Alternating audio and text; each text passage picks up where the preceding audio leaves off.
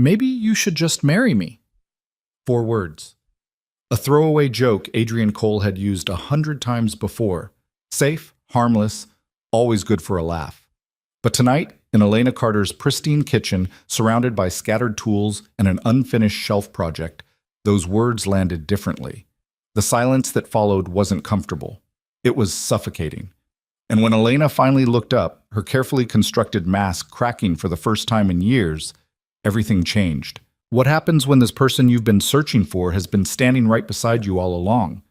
Stay until the end, hit that like button, and drop a comment with your city so I can see how far this story travels. The first thing anyone noticed about Elena Carter's apartment was how little it revealed about her.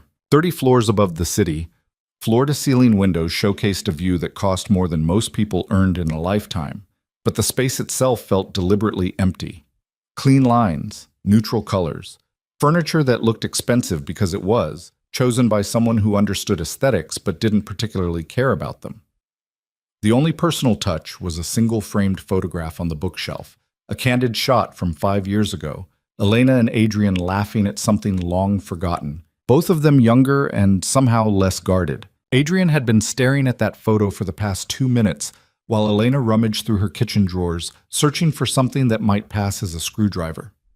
"I know I have tools somewhere," she muttered, pushing aside takeout menus and unopened mail. "I bought a whole set when I moved in." "That was 3 years ago," Adrian said, not looking away from the photograph. In it, Elena's hair was longer, wilder. She was wearing jeans and an old college sweatshirt, nothing like the designer clothes that now filled her closet. "You probably donated them." "I don't donate things I might need. Elena, you've never needed a hammer in your life. You have people for that." She straightened up, a rubber band and what appeared to be a wine opener in her hand. "I have you for that. I'm not people. You're different." She said it casually, the way she said most things that mattered, dropping significance like loose change. "You're the one person who doesn't want anything from me." Adrian finally turned from the photograph, something uncomfortable shifting in his chest. "I want your terrible coffee and your company, sometimes in that order." "My coffee isn't terrible. Your coffee tastes like something died in the machine." "Then stop drinking it." "Can't. It's tradition now." This was their rhythm, had been for almost 8 years. The easy back and forth, the comfortable silence, the way they could spend hours together without either of them feeling the need to perform. Adrian had other friends, people he'd known longer, but none of them fit quite like this. With Elena, he could just exist. She gave up on the drawers and gestured toward the wall where a cheap IKEA shelf still sat in its box. "I can't believe you actually agreed to this." "You asked." "I thought you'd say no. You worked a double shift today." "So did you." "That's different. I'm used to it." Adrian raised an eyebrow. "And I'm not?" "Elena, I've been pulling doubles since before we met." "That was different too." She paused, something flickering across her face that he couldn't quite read. "You had more energy back then." "I had less responsibility back then. Now I've got Mia." "How is she?" "Currently convinced she's going to be a marine biologist despite living in a landlocked state and being terrified of fish." Elena laughed.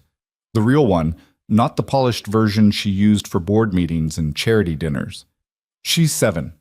She'll change her mind 12 more times before summer." "Probably. Last month she wanted to be a professional ice cream taster. That's actually a real job. Don't encourage her." They fell into comfortable silence again. Adrian knelt beside the box, pulling out the instruction manual that was somehow simultaneously in 12 languages, and none of them.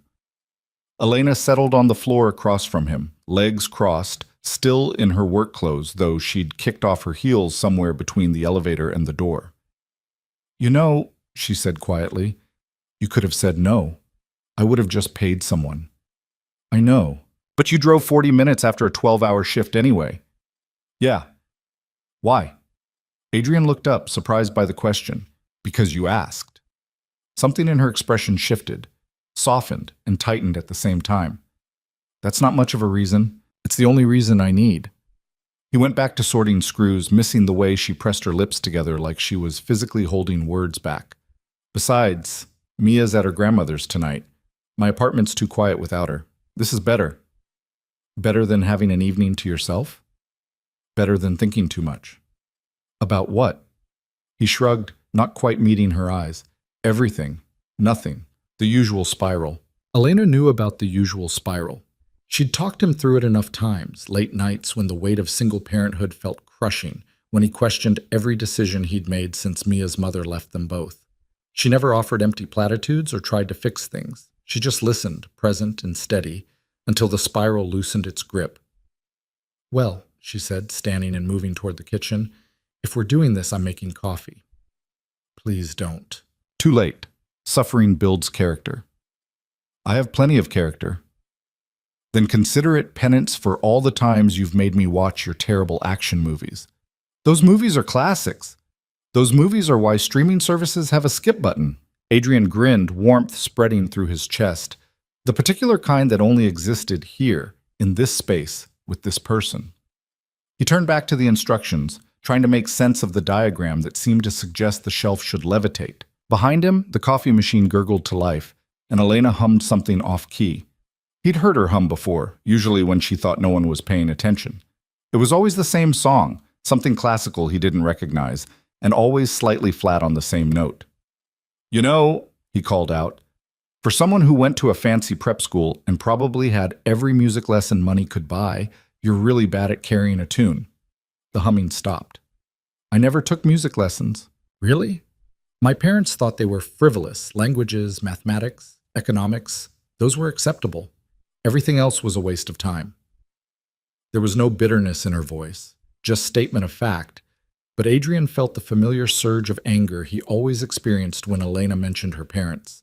They'd built an empire and destroyed a daughter in the process, then acted surprised when she took that empire and rebuilt it without them. "Well," he said, keeping his tone light, "you could still take lessons now. You're a billionaire. Pretty sure you could afford it. What's the point? I'm already bad at it. Might as well commit." "That's the spirit. Embrace mediocrity," says the man who's been staring at those instructions for 5 minutes without touching a single screw. "I'm strategizing." "You're stalling." "I'm ensuring optimal shelf placement through careful analysis, and you have no idea what you're doing." Adrian laughed, the sound echoing in the sparse apartment. "Not even a little bit." Elena returned with 2 mugs, handing him one before settling back on the floor. She was close enough now that he could smell her perfume, something subtle and expensive that probably cost more than his monthly rent. She'd been wearing the same scent for years, long enough that it had stopped being a perfume and become simply the way Elena smelled. "Okay," she said, looking at the scattered pieces. "How hard can this actually be?" Famous last words. "I'm serious, it's a shelf. People install these all the time. People who know what they're doing install these all the time. We're just 2 idiots with a dream. Speak for yourself. I'm a genius with a shelf. You're a genius who can't find her own screwdriver." Minor detail.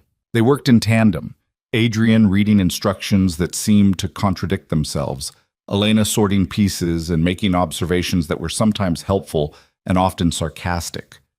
It was the kind of mindless task that should have been boring but somehow wasn't, not with her.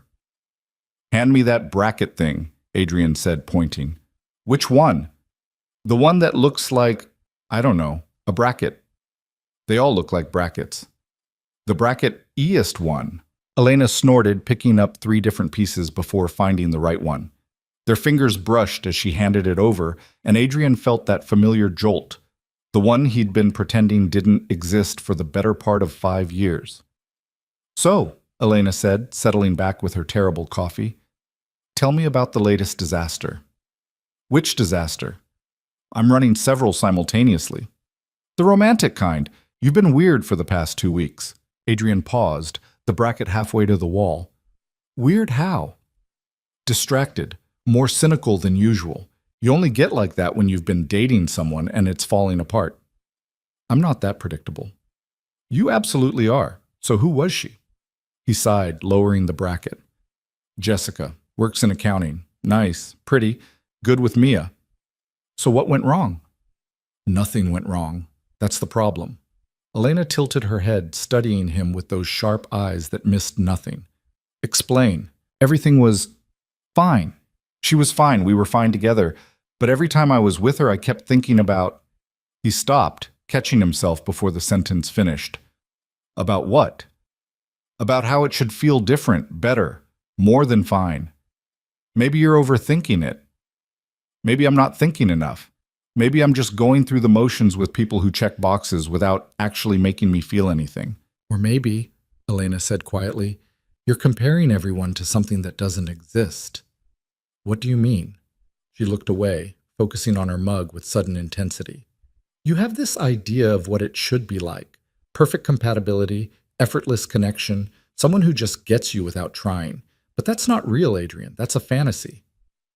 Is it? Yes. Real relationships are work, compromise, learning to fit together even when it's hard. You sound like a self-help book. I sound like someone who's watched you do this same cycle for years. There was an edge to her voice now, something sharp and frustrated. You meet someone nice. It starts well. Then you find some reason it's not enough and you pull away. Every time. That's not fair. Isn't it?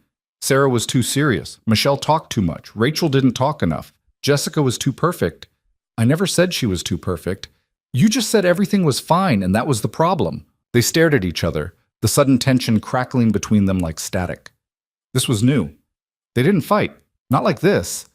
They disagreed about movies and debated ethics and argued about whether pineapple belonged on pizza, but they didn't have real fights. They didn't get angry. Adrian set down his tools carefully. Why does this bother you so much? Elena blinked, something vulnerable flashing across her face before her mask slammed back into place. It doesn't bother me. Yes, it does. You're actually upset right now. I'm not upset, I'm just... She stopped, pressing her fingers to her temples. I'm tired of watching you sabotage yourself. I'm not sabotaging anything. I'm being honest. I'm not going to settle for something that doesn't feel right. And what does feel right to you? What are you actually looking for? The question hung between them, heavier than it should have been. Adrian opened his mouth, closed it, felt something uncomfortable shifting in his chest. The same feeling he got sometimes when he looked at Elena too long, when she laughed a certain way, when she called him at midnight just because. I don't know, he said finally. Well, when you figure it out, let me know. I'd love to hear what this mythical perfect person looks like. Why are we fighting about this? We're not fighting. Elena, just drop it, okay? She stood abruptly, moving toward the window with her mug clutched in both hands. Forget I said anything. Adrian stayed on the floor, surrounded by shelf pieces and instruction manuals, feeling like he'd missed something crucial. The apartment felt different now, smaller, the air thicker. He could see Elena's reflection in the window, her shoulders tight, her expression carefully neutral. I didn't mean to piss you off, he said quietly. You didn't. Then why does it feel like I did? She didn't answer immediately. Outside, the city stretched endlessly. Thousands of lit windows holding thousands of separate lives. From up here, it all looked peaceful, organized, nothing like the chaos it actually was. You didn't do anything wrong, Elena said finally. I'm just tired. Long day. It was a lie. They both knew it was a lie. But Adrian had learned over the years that pushing Elena when she wanted to retreat only made things worse. She'd talk when she was ready, or she wouldn't, and they'd pretend the moment never happened. He turned back to the shelf, picking up pieces without really seeing them. The comfortable atmosphere from earlier felt miles away now, replaced by something uncertain and fragile. They worked in silence for a while, the only sounds, the click of metal on metal, and the distant hum of traffic below. Adrian managed to get 2 brackets mounted before realizing they were crooked. Elena pointed this out with none of her earlier humor, just factual observation. Great, Adrian muttered, reaching for the screwdriver. Nothing like amateur hour. You tried. That's what they'll put on my tombstone. He tried. Better than he gave up. Is it though? Elena almost smiled. He saw it start before she caught it, pulled it back. Yes. They fell silent again. Adrian fixed the brackets, acutely aware of every movement, every breath. This weird tension was making him clumsy. He dropped screws twice and nearly put the level on backwards. Can I ask you something? Elena's voice came quiet, careful. Sure. Have you ever been in love? Really in love, not just thinking you should be? The question caught him off guard. He sat back on his heels, considering. I thought I was. With Mia's mom. But looking back, he trailed off, trying to find words for something he'd never fully articulated. Looking back, I think I was in love with the idea of it, the relationship I wanted us to have, not the one we actually had. Do you regret it? Not for a second. I got Mia. Everything else was worth it for that. But the relationship itself was a mistake from the start. We were wrong for each other in every way that mattered. I just didn't want to see it. Elena nodded slowly, still facing the window. What about since then? What about it? Have you felt it? That thing you're looking for? Adrian opened his mouth to say no, to give the easy answer, but something stopped him, because the truth was more complicated than that. The truth was that he felt something close to it almost every time he walked into this apartment, every time Elena called, every time they fell into their familiar rhythm. But that was different. That was friendship, wasn't it? I don't know, he said instead. Maybe I wouldn't recognize it if I did. You would. She turned to face him finally, and her expression was strange, sad and determined at once. When it's real, you know. You can't pretend it away or rationalize it or ignore it. It's just there. You sound like you're speaking from experience. Something flickered across her face. Pain, maybe, or regret. Maybe I am. Adrian's heart did something complicated in his chest. Elena, we should finish this shelf. She moved back to the scattered pieces with sudden purpose. It's getting late, and you have Mia tomorrow. The deflection was obvious, but he let it happen. Right, yeah. They worked together to lift the main board, Elena holding it level while Adrian secured it to the brackets. It was an awkward angle. They had to stand close, her shoulder pressed against his chest, his arms reaching around her to access the screws. This is ridiculous, Elena muttered. Who designed this? Probably someone Swedish and sadistic. Little to the left. No, my left. It's Adrian. That's down. I know what left means. Apparently not. Despite everything, he smiled.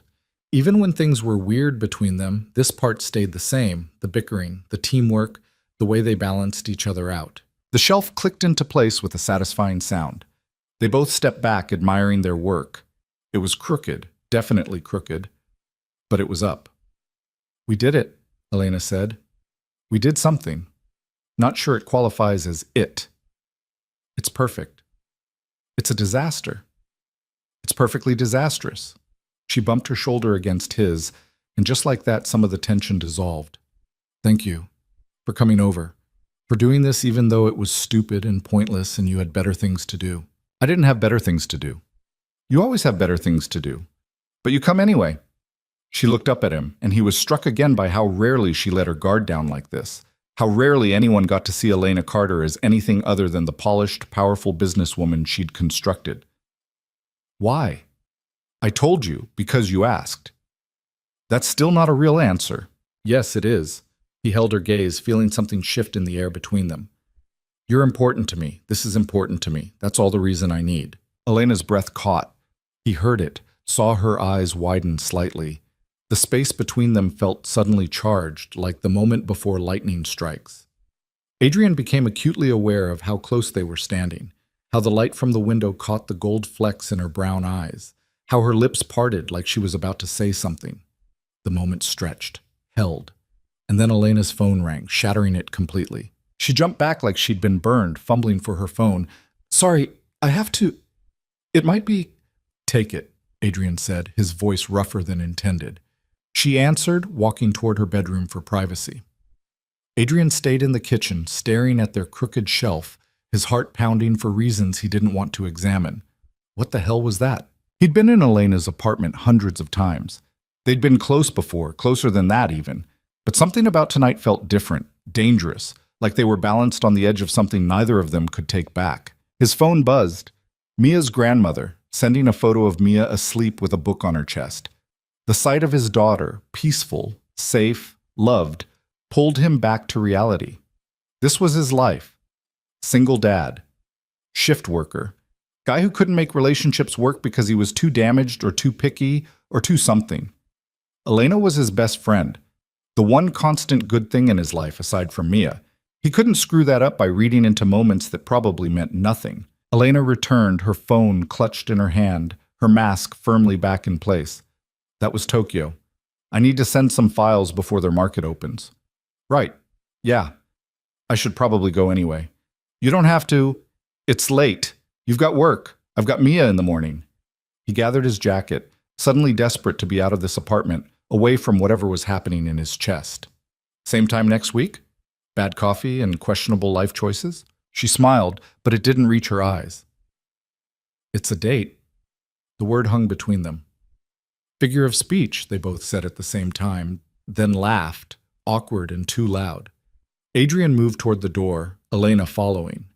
In the hallway, he turned back, meaning to say goodnight, and found her closer than expected. Close enough to see the uncertainty in her eyes, the way her hand was clenched at her side like she was physically restraining herself. Adrian, she said quietly, that thing you said earlier, about not knowing what you're looking for? Yeah? I hope you figure it out. You deserve to be happy. There was something in her voice, something raw and honest that made his throat tight. So do you. Maybe. She reached out, squeezed his arm briefly. Drive safe. Always do. He made it to the elevator, pressed the button, waited. Behind him, he heard Elena's door close with a soft click. The elevator arrived, doors sliding open with a mechanical ding. Adrian stepped inside, watched the doors close, and let out a breath he didn't know he'd been holding. His reflection stared back at him from the polished metal. Tired, confused, 32 years old, and no closer to having his life figured out than he'd been at 22. The elevator descended, carrying him away from the 30th floor, from Elena's pristine apartment, from whatever the hell had almost happened in that kitchen. His phone buzzed again. Another photo from Mia's grandmother. Then a text from Jessica, asking if he wanted to talk about things. He stared at the message for a long moment, then deleted it without responding. The elevator reached the ground floor. The doors opened. Adrian stepped out into the marble lobby, nodded at the night security guard, and walked out into the cool evening air. His truck was where he'd left it, looking shabby and out of place among the luxury cars in the parking garage. He climbed in, started the engine, and sat there for a moment, not quite ready to drive. Through the windshield, he could see Elena's building stretching toward the sky, her apartment somewhere up there in all those lit windows. Was she watching? Could she see his truck from 30 floors up? Probably not. And even if she could, what would it matter? Adrian put the truck in reverse, backed out of the spot, and headed home. The drive took 40 minutes, traffic light this late. He spent most of it trying not to think about Elena's question. Have you ever been in love? And the way his answer had felt incomplete even as he said it. His apartment was dark when he arrived, quiet in the way that only happened when Mia was gone. He moved through the familiar rooms, picking up toys, straightening cushions, trying to burn off the restless energy humming under his skin. On the coffee table sat a drawing Mia had made last week. Her and Adrian, holding hands, both of them smiling. She'd given everyone big round heads and stick-figure bodies, but she'd gotten his hair right, that stubborn piece that always stuck up in the back. He picked up the drawing, carrying it to the kitchen, where he added it to the collection on the fridge. Dozens of Mia's drawings, held up with magnets, a chronicle of her childhood in crayon and marker. This was real. This was what mattered, not whatever confusing thing was happening with Elena. Adrian made himself a real cup of coffee, the good kind, nothing like the disaster Elena produced, and settled on the couch with his phone. 3 missed calls from his mother, a text from his boss about picking up extra shifts, an email about Mia's upcoming parent-teacher conference. Nothing from Elena. He told himself he wasn't disappointed. The coffee was good, strong, and black the way he liked it. He drank it slowly, staring at nothing, thinking about crooked shelves and the way Elena's perfume lingered even after she'd moved away. His phone buzzed, finally. But it wasn't Elena, it was Jessica again. Can we please talk? I don't understand what happened. Adrian stared at the message, guilt twisting in his stomach. She deserved better than this. Better than his half-hearted attention, his constant distraction, his inability to commit to anything that didn't feel exactly right. He started to type a response, deleted it, started again. I'm sorry. You didn't do anything wrong. I'm just not in the right place for this. It was cowardly and vague, but it was honest. He hit send before he could overthink it. Her response came quickly. Is there someone else? Adrian looked at the question for a long time. Was there?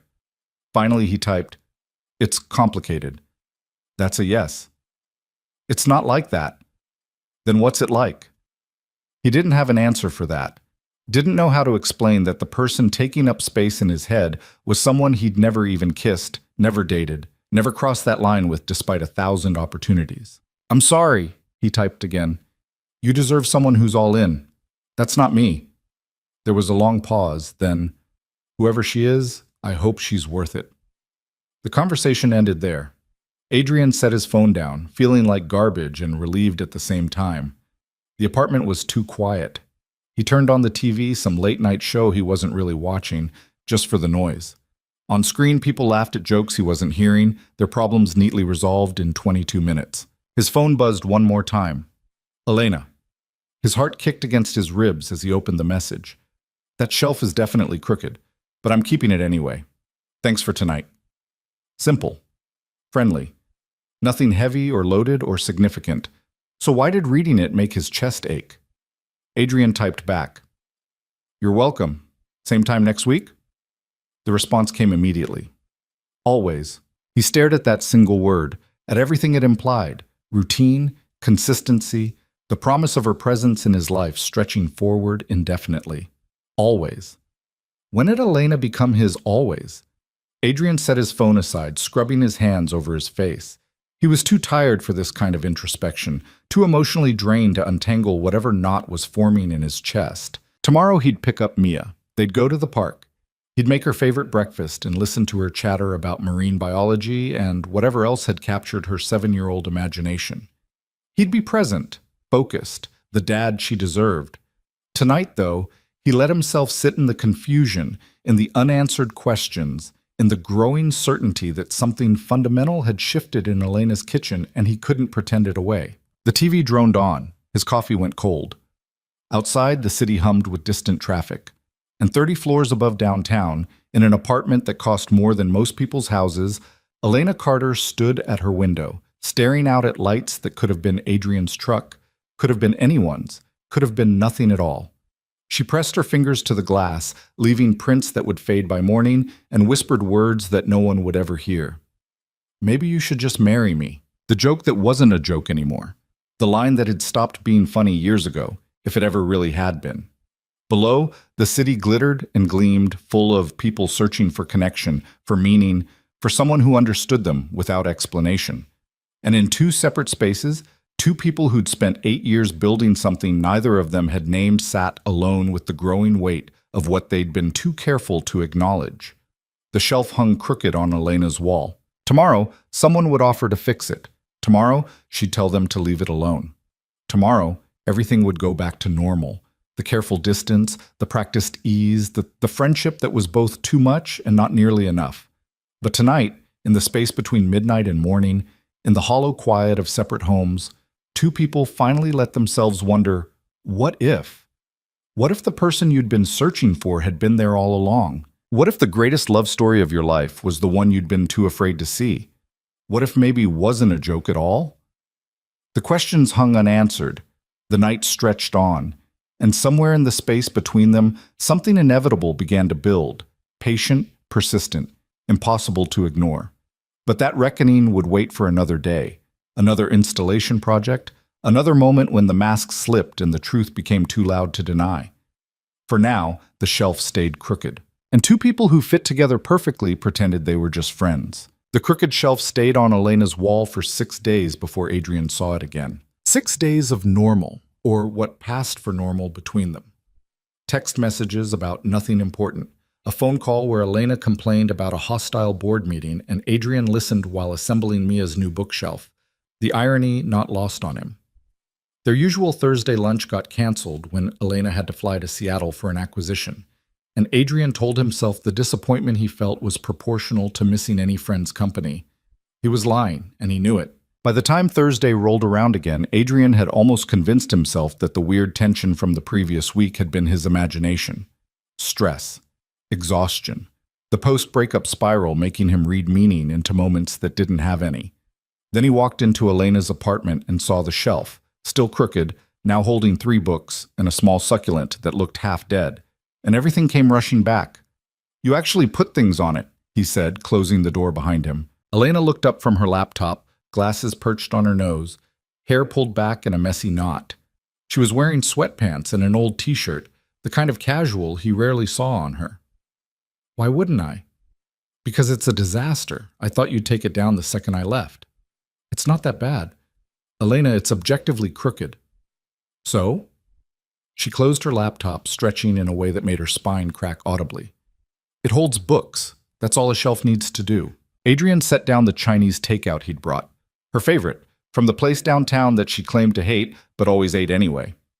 You have standards, high ones. This doesn't meet them. Maybe my standards are changing. Something in her tone made him look at her more closely. She seemed tired, shadows under her eyes that makeup usually hid. The Seattle trip had probably been brutal. They always were when acquisitions were involved. Rough week? He asked. You have no idea. She stood, moving to the kitchen for plates.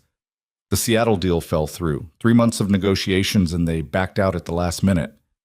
That sucks. It's more than that. It's a setback we can't afford. The board is already questioning my strategy, and this just gave them ammunition. She pulled down plates with more force than necessary. Sometimes I think about what it would be like to just walk away from all of it. You'd be bored in a week. Maybe. Or maybe I'd finally figure out what I actually want instead of what I'm supposed to want. Adrian leaned against the counter, watching her move around the kitchen with sharp, frustrated energy. You could, walk away. You've got enough money to live 10 lifetimes. It's not about the money. I know. It's about proving... She stopped, pressing her palms flat on the counter. I don't know what it's about anymore. Proving I'm more than they said I'd be? Proving I didn't need them? It all feels stupid when I say it out loud. It's not stupid, isn't it? I'm 30 years old, Adrian. I've spent the last decade building an empire. And for what? So I can sit in my expensive apartment alone every night? The vulnerability in her voice caught him off guard. Elena didn't do this, didn't crack open and show the raw parts underneath. She was controlled, measured, always 3 steps ahead of everyone else. You're not alone, he said quietly. You've got people. I've got employees, business associates, people who want something from me. You've got me. She looked up, and the expression on her face made his chest tight. Do I? What kind of question is that? An honest one. She crossed her arms, defensive now. Everyone leaves eventually, Adrian. It's just a matter of time. I'm not going anywhere. You say that now. I mean it. He moved closer, wanting her to see the truth in his face. Elena, I've been showing up for 8 years. What makes you think I'd stop now? Because people do. They get tired of my schedule, my work, the fact that I can't just turn it off and be normal. They meet someone easier, someone who doesn't come with all this baggage, and they leave. I'm not other people. I know. Her voice cracked slightly. That's what scares me. The admission hung between them, heavy with implication. Adrian felt his pulse quicken, that same dangerous awareness from last week flooding back. Why does that scare you? He asked.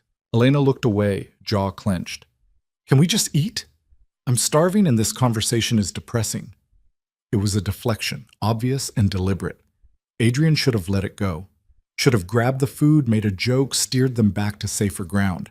Instead, he said, we need to talk about what happened last week. Nothing happened last week. Something did.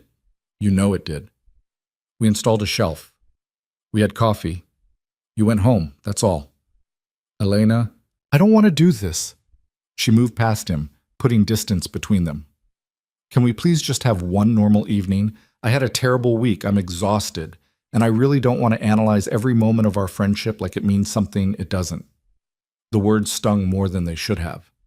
So that's what we're doing? Pretending? There's nothing to pretend about. Then why won't you look at me? She spun around and the fire in her eyes took his breath away. Because if I look at you right now, I'm going to say something I can't take back, and I'm not ready for that. So please, Adrian, can we just eat the damn Chinese food and watch something mindless and be whatever the hell we've always been? They stared at each other across the kitchen, the air crackling with everything unsaid. Adrian could feel his heart pounding, could see the way Elena's hands were shaking slightly, could sense they were standing on the edge of something that would change everything. and he wasn't ready either. Okay, he said finally. Yeah, let's eat. The tension didn't disappear, but it shifted. Still there, just under the surface, but manageable. They moved around each other carefully, plating food, grabbing drinks, settling on the couch with practiced ease. Elena put on some cooking competition show she claimed to find soothing. Adrian stretched out on his usual end of the couch, and she curled up on hers. And for a while it almost felt normal. Almost. So, Elena said during a commercial break, how's Mia? Currently obsessed with outer space, the marine biology phase lasted exactly 2 weeks. What happened? She watched a documentary about black holes and decided the ocean wasn't interesting anymore. That's fair, black holes are pretty cool. She asked me to explain quantum physics last night. She's 7. Elena smiled, real and warm. What did you tell her? That some things are magic until we're old enough to understand them, and quantum physics might be magic forever. That's actually pretty good. I'm winging this whole parenting thing, but sometimes I get lucky. You're not winging it. You're great with her. You have to say that. You're contractually obligated as my friend. I don't have to say anything. I choose to say you're a good dad because it's true. She picked at her noodles, not quite meeting his eyes. She's lucky to have you. I'm lucky to have her. She's the only thing I haven't completely screwed up. You haven't screwed up anything. I've screwed up plenty. Every relationship I've tried to have, for starters. Elena went very still. Not every relationship is meant to work. Apparently none of mine are. That's not true. Name one that didn't crash and burn. She was quiet for a long moment. Then, so softly he almost missed it. Ours. Adrian's breath caught. That's different. Why? Because He stopped, realizing he didn't know how to finish that sentence. Because we're friends? Because we've never crossed that line? Because I'm too scared to risk what we have? Because we're what? Elena pressed. I don't know. We just are. That's not an answer. It's the only one I've got. On the TV, someone's souffle collapsed. The studio audience made sympathetic noises. Elena set down her food, turning to face him fully. Can I ask you something? Adrian's stomach dropped. Sure. That night last week, when you talked about Jessica, you said nothing felt right with her. What did you mean? Exactly what I said. It was fine, but it wasn't... He struggled for words. It wasn't enough. Enough for what? I don't know. Something more than just going through the motions. What does more look like to you? He met her eyes, and the intensity there nearly undid him. Why are you asking me this? Because I'm trying to understand. You keep dating people and pushing them away, and I'm trying to figure out what you're actually looking for. What if I don't know? I think you do. I think you're just afraid to admit it. Adrian set down his own food, his appetite gone. What do you want me to say, Elena? I want you to be honest. About what? About why nothing works. About what's really going on in your head when you sabotage every relationship you start. I don't sabotage. Yes, you do. Every single time. And I'm starting to think it's because you're comparing everyone to something that already exists. His heart was racing now. You said that before, that I'm chasing something that doesn't exist. I was wrong. She leaned forward, and he could smell her perfume, could see the gold flecks in her eyes. It does exist. You're just not letting yourself see it. Elena, when was the last time you felt completely yourself with someone? When was the last time you didn't have to perform or pretend or try to be what they needed? The answer was immediate and terrifying. Every time I'm with you. But he couldn't say that, couldn't cross that line.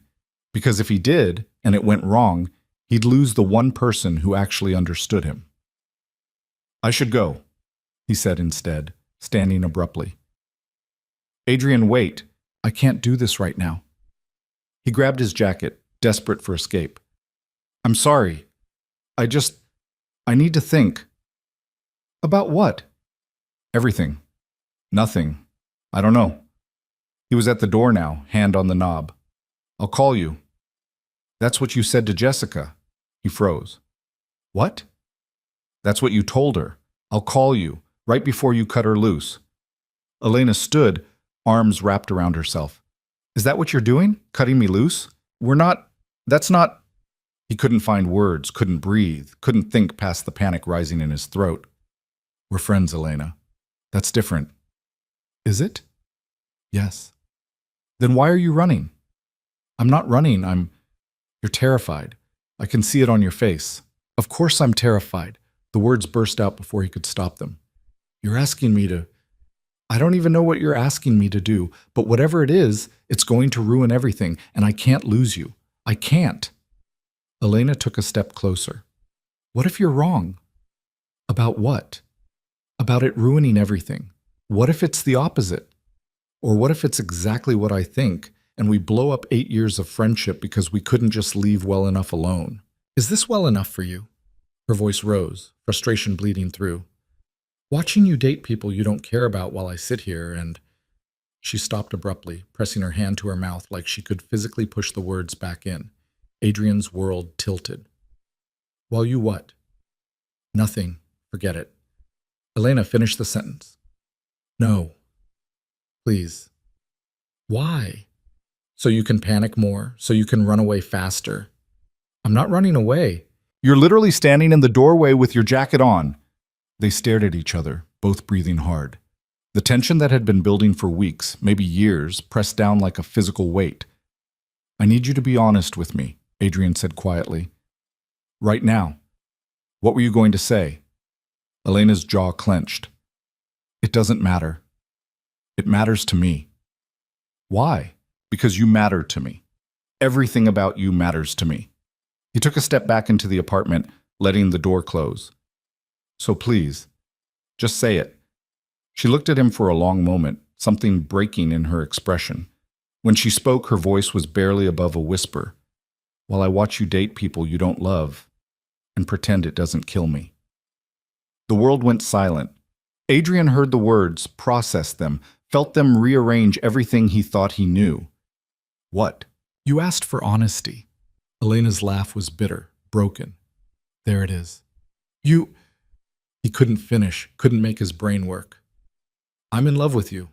Have been for years, and I have watched you go through relationship after relationship, hoping you'd figure it out, hoping you'd see what's been right in front of you this whole time.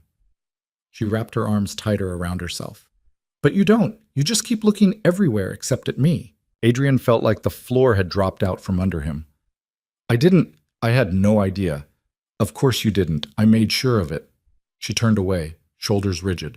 I couldn't risk losing you, so I stayed quiet and watched you chase after everyone else, and told myself it was enough just to be your friend.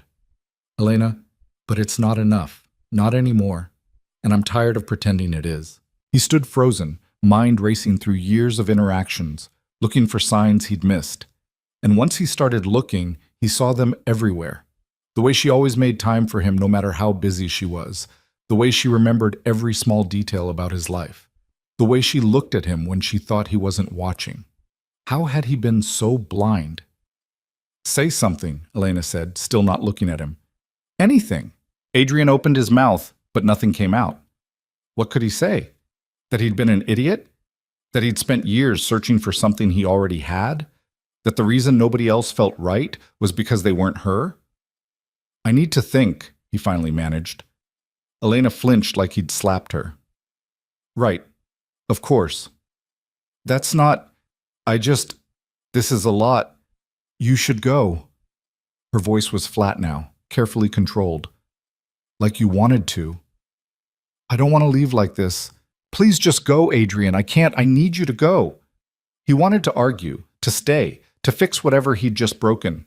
But the rigid set of her shoulders told him she was barely holding it together, and the last thing she needed was him standing there stammering like an idiot. Okay, he said quietly. I'll go, but we're going to talk about this. Sure. I mean it. Whatever you need to tell yourself. The dismissal stung. He hesitated at the door one more time, looking back at her standing alone in her expensive apartment, looking smaller than he'd ever seen her. For what it's worth, he said, you could never lose me, no matter what. She didn't respond. Didn't even acknowledge he'd spoken. Adrian left, the door closing behind him with a soft click that sounded deafening in the silence. The elevator ride down felt like drowning. 30 floors of processing, of his mind replaying every moment, every interaction, seeing them all through a completely different lens. The night he'd driven through a storm because she'd called, voice small and scared, saying she couldn't be alone. The way she always knew when he needed to talk before he did. The 1,000 small ways she'd woven herself into his life until he couldn't imagine it without her. And he'd been so focused on finding something that felt right that he'd completely missed the person who'd felt right all along. The elevator doors opened. Adrian walked through the lobby in a daze, past the security guard who offered a friendly nod, out into the night air that did nothing to clear his head. His truck sat in the parking garage, and he climbed in automatically, muscle memory taking over. He sat there for a long moment, hands on the wheel, staring at nothing. His phone buzzed. For a wild second, he thought it might be Elena, but it was just his mom asking about weekend plans with Mia.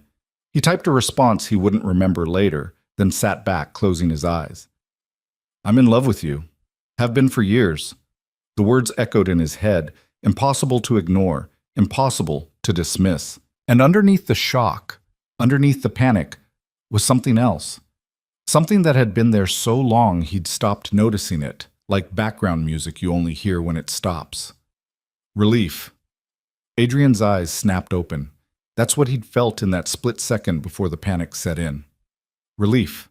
Like some part of him had been waiting for her to say it, had known it all along but needed to hear it out loud. He thought about Jessica, about all the others before her, the pattern Elena had called him on, starting well, then pulling away when it didn't feel right. He'd thought he was being honest with himself, refusing to settle. But what if he'd just been waiting for something he already had but was too scared to reach for? His phone rang. Elena's name lit up the screen, and his heart jumped into his throat. He answered immediately. "Hello?" Silence on the other end. Then a shaky breath. "I'm sorry," Elena said. "I shouldn't have. That wasn't fair to you." "You have nothing to apologize for." "I do. I put you in an impossible position, and that was selfish." "Elena, can we forget I said anything? Go back to normal?" "Is that what you want?" Another silence. "What I want doesn't matter." "Yes, it does." "Adrian, please, I can't do this right now. I just called to. I don't know why I called." She sounded exhausted, defeated. "I should let you go." "Wait." He gripped the phone tighter. "I need to figure some things out. Can you give me time to do that?" "You don't owe me anything." "That's not what I asked." She was quiet for so long he thought she'd hung up. Then, "How much time?" "I don't know. A few days. A week maybe. I need to sort through my head." "Okay. But don't disappear on me, please." "I won't. Promise me." "I promise." A pause. "Adrian?" "Yeah?" "Whatever you figure out, whatever you decide, I meant what I said. You matter to me. That doesn't change." His throat went tight. "You matter to me too, more than you know. I'm starting to think I don't know much of anything. That makes two of us."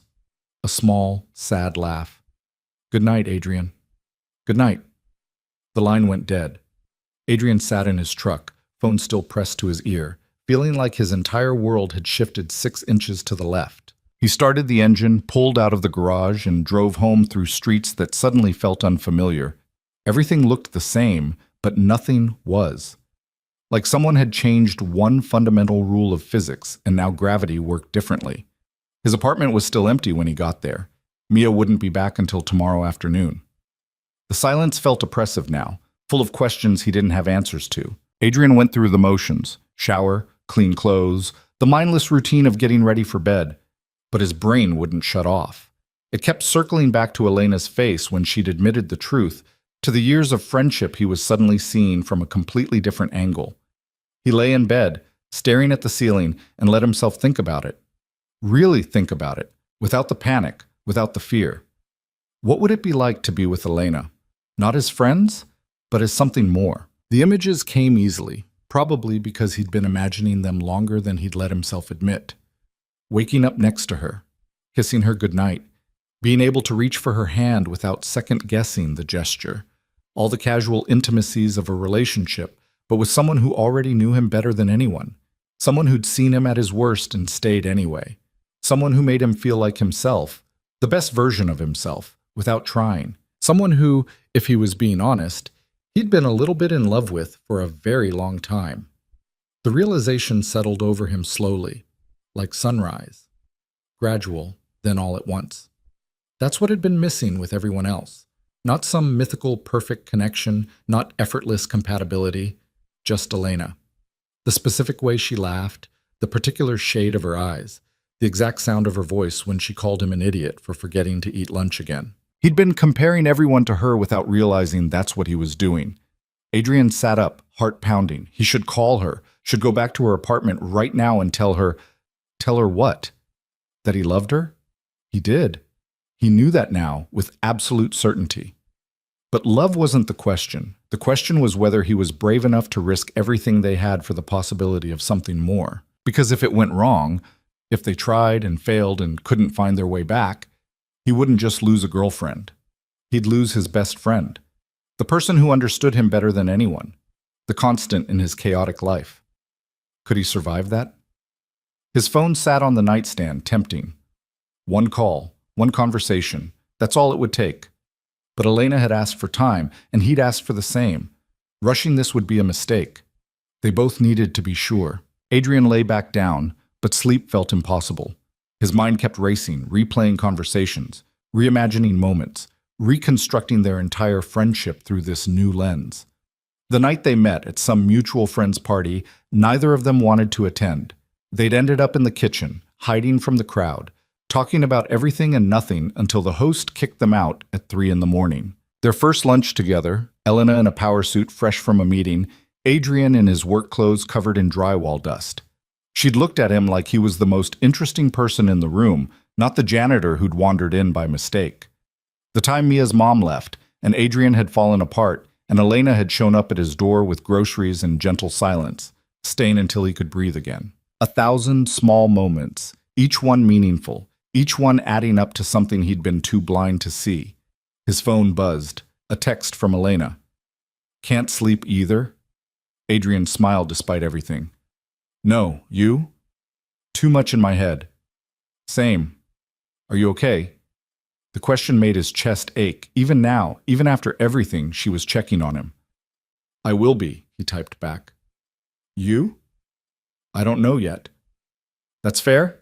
A pause, then, "I really am sorry for dumping all of that on you. Stop apologizing. I just don't want things to be weird between us. Things are already weird, have been for a while if I'm being honest." "Since when?" Adrian thought about it. "Probably since the night you called me at 2 a.m. because you couldn't sleep and needed someone to talk to about that documentary on deep-sea creatures. That was 3 years ago." "Yeah. You're saying things have been weird for 3 years and you didn't mention it?" "I'm saying I've been ignoring signs for 3 years because I'm an idiot." Another pause. Longer this time. "What signs?" Elena asked. Adrian stared at the message, heart hammering. This was it. The moment where he could either retreat to safety or take the leap. He thought about Mia, about the lessons he tried to teach her. Be brave, be honest. Don't let fear make your decisions. "The way I feel when I'm with you," he typed. "The way I feel when I'm not with you. The way nobody else has ever measured up. And I couldn't figure out why. Adrian, the way I look for your car in parking lots. The way my day feels incomplete if we don't talk. The way you're the first person I want to tell when anything happens, good or bad." His fingers were shaking now, but he kept typing. "The way I've been falling in love with you so gradually, I didn't notice until you said it first, and suddenly everything made sense." He hit send before he could second guess it, then sat frozen, staring at the screen. 3 dots appeared, disappeared, appeared again. Finally. "You're falling in love with me?" "No. Past tense, I've already fallen. I just didn't realize I'd hit the ground until tonight." The dots appeared and stayed there for what felt like an eternity. Then his phone rang. Adrian answered, pulse racing. "Hey!" "Say it again." Elena's voice was rough, thick with emotion. "Please. I'm in love with you, have been for longer than I knew, and I'm terrified of screwing this up, but I'm more terrified of pretending I'm not." He heard her breath hitch, heard something that might have been a sob or a laugh, or both. "Where are you?" she asked. "Home. Where are you?" Getting dressed. Why? Because I'm coming over. Elena, it's almost midnight. I don't care. I need to see you. Is that okay? Adrian was already getting out of bed. Yes, come over. I'll be there in 30 minutes. Drive safe. I will. A pause. Adrian? Yeah? I'm scared too. I know. But I'm more scared of not trying. Me too. She hung up. Adrian stood in his bedroom, phone in hand, feeling like he'd just stepped off a cliff and was waiting to see if he'd fall or fly. 30 minutes. He had 30 minutes to figure out what the hell he was going to say when she got here. He cleaned up quickly. The apartment wasn't terrible, but it wasn't Elena's pristine space either. Toys got shoved into bins, dishes went in the sink, he changed into clean clothes that didn't look like he'd slept in them. 25 minutes. His hands wouldn't stop shaking. He made coffee, then remembered Elena hated his coffee. He switched to tea, then realized he was out. Water. Everyone drank water. 20 minutes. What was he doing? They just agreed to take time to think, and now she was driving across the city in the middle of the night because he'd had a moment of honesty he couldn't take back. But he didn't want to take it back. 15 minutes. His phone buzzed. Traffic's light. Be there in 10. Adrian's heart was trying to beat its way out of his chest. This was Elena. His Elena. The person who knew him better than anyone, who'd stood by him through everything, who'd become so essential to his life he couldn't remember what it felt like before her. And he was in love with her. The realization didn't feel new anymore. It felt obvious. Like something that had always been true, waiting for him to notice. 10 minutes became 7, then 5. Then headlights were pulling into his parking lot, and a car door was closing, and footsteps were climbing the stairs to his second-floor apartment. Adrian opened the door before she could knock. Elena stood on his doorstep, hair still damp from a shower, wearing jeans and a sweater he recognized from 2 winters ago. No makeup, no armor, just her, breathless and beautiful and terrified. "Hi," she said. "Hi." They stared at each other across the threshold. "Can I?" She gestured inside. "Yeah, sorry, come in." She stepped past him, and he caught that familiar scent of her perfume mixed with something softer. Her shampoo, maybe. The apartment suddenly felt smaller with her in it, the air thicker. Elena turned to face him, wrapping her arms around herself in that defensive gesture he'd seen earlier. "I was going to wait, give you space like I said I would." "What changed?" "You told me you loved me, and I couldn't just stay home and pretend that was something I could process over text." "I probably shouldn't have said it like that." "No, you should have. I'm glad you did." She took a shaky breath. "I've waited so long to hear you say it, and now I need to know if you meant it or if you were just, I don't know, caught up in the moment." Adrian closed the distance between them in 2 steps. "I meant it. Every word." "You're sure?" "Because, Adrian, I can't. If we do this and it's not real for you, if you're just confused or responding to me saying it first, I can't come back from that. It's real." He wanted to touch her, to pull her close, but he kept his hands at his sides. "I know the timing is terrible, and I know I'm probably the last person who should be trusted with something like this, but it's real." Tears spilled down her cheeks. "How long?" "I don't know. Years, maybe? I just didn't let myself see it." "Why not?" "Because you're my best friend, and losing you would destroy me. It seems safer to ignore it." "And now?" "Now I think ignoring it is the most dangerous thing I could do." He finally let himself reach for her, wiping away her tears with his thumb. "Now I think we've been heading here since the night we met, and I've been too scared to admit it." Elena leaned into his touch, eyes closing. "What if we mess this up? What if we don't?" "Adrian, I know the risks. I know what we could lose. But I also know that I've never felt about anyone the way I feel about you, and I'm tired of pretending that's not important." She opened her eyes, searching his face. "What are we doing?" "I don't know, but I think we should figure it out together." "That's not much of a plan." "It's all I've got." A laugh bubbled out of her, wet and shaky but real. "We're going to be terrible at this." "Probably. We're both damaged and scared, and we have no idea what we're doing. Completely clueless. So why does this feel right?" Adrian smiled, pulling her closer until her forehead rested against his chest. "Because it's us. It's always been us. We just took the long way around to seeing it. Elena's arms came around him, holding tight, and something in Adrian's chest unlocked. This was what had been missing. This exact feeling, Elena in his arms, no barriers between them, no pretending they were just friends. They stood like that for a long time, breathing together, neither of them ready to move or speak or break whatever spell they'd fallen under. Finally, Elena pulled back just enough to look up at him. "So what now?" "Now," Adrian said softly, "we stop running." "Just like that?" "Just like that." She bit her lip, uncertainty flickering across her face. "I'm still scared." "Me too. But you're sure?" "I've never been more sure of anything in my life." Elena nodded slowly, something resolving in her expression. Okay, we can do this." "Yeah?" "Yeah." She managed a small smile. "We've done harder things." "Have we, though?" "Probably not, but we'll figure it out." "Together?" "Together." The word felt like a promise, like a beginning. Adrian cupped her face in his hands, thumbs tracing her cheekbones, giving her every chance to pull away. She didn't. Instead, she rose on her toes, closing the distance between them until their lips were almost touching. "Is this okay?" she whispered. "More than okay." "Then stop talking and kiss me." So he did, and the world shifted into place. The kiss wasn't what Adrian expected. He'd imagined this moment before, though he'd never let himself dwell on it for long.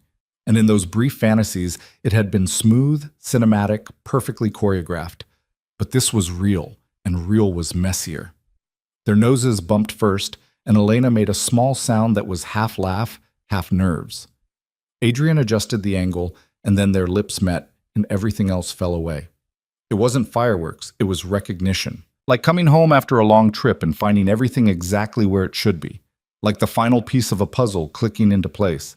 Like something that had been waiting to happen for so long that now that it was, it felt inevitable. Elena's hands fisted in his shirt, pulling him closer. Adrian wrapped his arms around her waist, holding her like she might disappear if he let go. The kiss deepened, turned hungry, 8 years of want compressed into this single moment. When they finally broke apart, both breathing hard, Elena looked up at him with wide eyes. "Oh," she said. "Yeah. That was, I know." She laughed, the sound shaky. "We're idiots. We could have been doing that for years." "We weren't ready for years." "And we're ready now?" Adrian brushed a strand of hair behind her ear, marveling at the fact that he could do that now. Just touch her because he wanted to. "I think we have to be. I don't think I can go back to pretending after that." "Good." Elena pulled him down for another kiss, slower this time, deliberate. When she pulled back, her smile was genuine. "Because I'm done pretending too." They moved to the couch, and it should have felt different, this new configuration, this shift from friends to something more. But it didn't. Elena tucked herself against his side the way she'd done 100 times before, and Adrian's arm came around her shoulders automatically, and it was familiar and new at the same time. "So," Elena said after a while, "what do we do now?" "I have no idea." "That's not reassuring." "Would you prefer I lie and pretend I have a plan?" "Little bit, yeah." Adrian laughed, pressing a kiss to the top of her head because he could now. "Okay, here's the plan. We figure this out as we go. We're honest with each other. We don't let fear make our decisions." "That's still not much of a plan." "It's better than nothing." Elena was quiet for a moment, her fingers tracing patterns on his chest. "What about Mia?" The question sobered him. "What about her?" "She's 7. This is going to affect her too. We can't just—" "I don't want to confuse her or make things complicated." "You wouldn't. She loves you. As her dad's friend. This is different." "Is it though?" "You're already in her life. You're already important to her. The only thing that changes is the label." "Adrian, labels matter, especially to kids." He knew she was right, but the thought of pulling back now, of hiding this from Mia, felt wrong. "So what are you saying?" "I'm saying we should be careful. Take this slow with her. Make sure this is real and stable before we change her entire understanding of who I am to her." "It is real." "We've been together for approximately 45 minutes. Let's maybe get past the first week before we start restructuring a 7-year-old's family dynamics. Adrian wanted to argue, wanted to say that he knew this was different, that he'd never been more certain of anything. But Elena was being practical, and someone had to be. Okay, he said finally. We'll take it slow with Mia, but not because I have doubts, because you're right, and she comes first. Thank you. But I'm not hiding this, Elena. I'm not going to pretend we're just friends when we're not anymore. I'm not asking you to hide it, just to be thoughtful about how we navigate it. Fair enough. They fell quiet again. The only sound the distant hum of traffic and the occasional creak of the building settling. Adrian's mind was still racing, processing the fact that Elena Carter, brilliant, beautiful, completely out of his league Elena, was in his arms, and he was allowed to keep her there. What are you thinking? Elena asked softly. That I can't believe this is real. It's real. How do you know? Because I've spent years imagining what this would feel like, and the reality is even better. Adrian tightened his hold on her. You really have been in love with me for that long? Longer, probably. I don't know when it started. It was gradual. One day you were just my friend, and then suddenly you were everything, and I had no idea how to deal with that. Why didn't you say something? For the same reason you didn't, because you were too important to risk losing. But you risked it tonight. Elena shifted so she could look at him. I had to. Watching you with Jessica, knowing you were going to find someone eventually and it wouldn't be me, I couldn't do it anymore. I thought if I told you, either you'd feel the same or you wouldn't, but at least I'd know. At least I could start trying to move on. And if I'd said I didn't feel the same, I would have lied and said I was joking. Then I would have gone home and probably cried for a week straight. The image made his chest ache. I'm sorry. For what? For making you wait. For being too blind to see what was right in front of me. You weren't blind. You were scared. So was I. We both were. She cupped his face in her hand. But we're here now. That's what matters. Adrian leaned into her touch, letting the truth of it settle over him. They were here. Together. After 8 years of dancing around it, they'd finally stopped running. His phone buzzed on the coffee table. His mom, asking if he wanted her to keep Mia for another day. Adrian stared at the message, an idea forming. What if we told her tomorrow, he said. Elena tensed slightly. Told who what? Mia. What if we told her tomorrow? Adrian, we literally just agreed to take it slow. I know, but hear me out. She's spending the night at my mom's. What if we picked her up together and we don't make it a big thing, but we're honest with her? You want to tell your 7-year-old daughter that we're dating less than 24 hours after we figured it out ourselves? When you say it like that, it sounds insane. Because it is insane. Or it's honest. Mia's smart. She's going to notice something's different anyway. Why not just tell her the truth? Elena pulled away slightly, creating space between them. Because what if this doesn't work? What if we try this and it falls apart, and then we've told her we're together and we have to tell her we're not anymore? That's not going to happen. You can't know that. Yes, I can. Elena, I've dated enough people to know the difference between something that might work and something that will. This is the latter.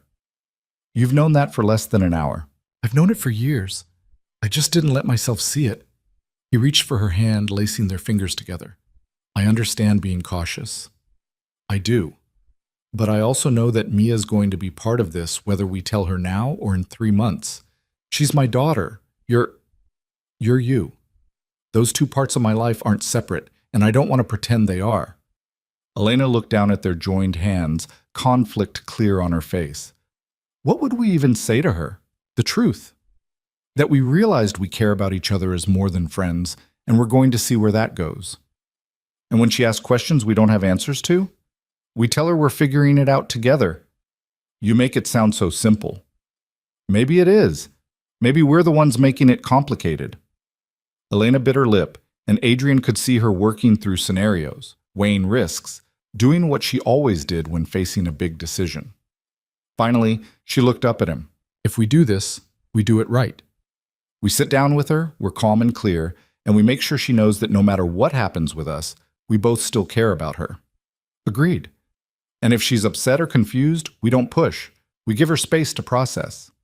Of course. And if this blows up in our faces and traumatizes your child, you get to explain it to the therapist. Adrian grinned. Deal. Elena shook her head, but she was smiling too. I can't believe I'm agreeing to this. Welcome to life with me. It's mostly impulsive decisions and hoping for the best. That's terrifying. Yeah, but it's never boring. She laughed, and the sound eased some of the tension in the room. Adrian pulled her back against him, and she came willingly, settling into the spot that was apparently always meant to be hers. Tell me something, Elena said after a while. Anything. When did you know? Not when you admitted it to yourself tonight, but when did you actually know, even if you weren't ready to see it? Adrian thought about it, letting his mind drift back through years of friendship. You remember that night about 2 years ago when you called me because you'd had that nightmare and couldn't go back to sleep? The one about drowning? Yeah, you called at 2 in the morning and I drove over and we just sat on your balcony until sunrise, not really talking, just being. I remember. I knew then, watching the sun come up with you and thinking that there was nowhere else I'd rather be, that even though I was exhausted and had to work in 3 hours, sitting there with you was worth it. That's when I knew. Elena's breath hitched. That was 2 years ago. I know. And you didn't say anything. Because you were in the middle of that merger. Because the timing was terrible. Because I convinced myself it was just a moment of tiredness making me sentimental. He pressed another kiss to her hair. But it wasn't. It was the truth. And I spent 2 years ignoring it. I knew before that, Elena admitted quietly. Yeah? 5 years ago. You remember when Mia's mom left? Adrian's chest tightened. Unfortunately. You called me from the hospital. Mia had that stomach thing, and you were alone and terrified, and you needed someone. You came. Of course I came. And when I got there, you looked so lost. Like your entire world had just shifted and you didn't know which way was up anymore. She shifted to look at him. And I remember thinking that I would do anything to make that look go away. That I would stand between you and anything that tried to hurt you. That's when I knew it wasn't just friendship anymore. 5 years, Adrian said, the weight of it settling over him. 5 years of watching you date other people and pretending my heart wasn't breaking every single time. I'm sorry. Don't be. We both did what we thought we had to do to protect what we had. She smiled sadly. We just didn't realize we were protecting it from the best thing that could have happened to it. Adrian didn't have words for that, so he kissed her instead. Slow and deep, trying to pour 5 years of missed opportunities and 2 years of denial into it. When they broke apart, Elena's eyes were bright. We should probably sleep, she said, but made no move to leave. You could stay? She raised an eyebrow. Stay? On the couch, in the guest room. Wherever you're comfortable. I don't want you driving home this late. Adrian, it's barely 1 in the morning, so stay anyway. Elena studied him for a moment, then nodded. Okay, but I need to borrow something to sleep in because I didn't exactly plan for a sleepover when I left my apartment. I think I can manage that. They untangled themselves from the couch, and Adrian led her to his bedroom, acutely aware of how different this felt from all the times Elena had been in his apartment before. He pulled out an old t-shirt and a pair of sweatpants that would be too big on her. Bathroom's there if you want to wash up, he said, suddenly awkward. Elena took the clothes, her fingers brushing his. Where are you sleeping? Couch is fine. That's ridiculous. It's your bed. You're my guest. I'm your girlfriend. The word hung in the air between them, new and strange and right. We can share a bed without it being weird. You sure? Adrian, we've fallen asleep on your couch together a dozen times. This isn't that different. It feels different. Because it is different, but that doesn't mean it has to be awkward. She stepped closer, rising on her toes to kiss him quickly. Unless you're not comfortable with it, then I'll take the couch and you can have your bed. No, yes, sharing is good, great, totally fine, Elena grinned. You're cute when you're flustered. I'm not flustered. You absolutely are. She disappeared into the bathroom, leaving Adrian standing in his bedroom, trying to remember how to breathe normally. This was Elena. He'd known her for 8 years. There was no reason to be nervous, except there was every reason because everything had changed and his brain hadn't quite caught up yet. He changed into sleep clothes, trying not to think about the fact that Elena was in his bathroom, wearing his shirt, about to sleep in his bed. When she emerged, hair down, face clean, swimming in his clothes, Adrian's heart did something complicated in his chest. "Stop looking at me like that," she said, but she was smiling. "Like what?" "Like I'm something precious you're afraid to break." "Maybe you are." "I'm not. I'm just me." She crossed to the bed, pulling back the covers. "Same person I was this morning, just with a different label." "I don't think that's true." "No?" She climbed into bed, and Adrian tried not to think about all the implications of that simple action. "No. This morning you were my best friend. Tonight you're—" He stopped, searching for the right words.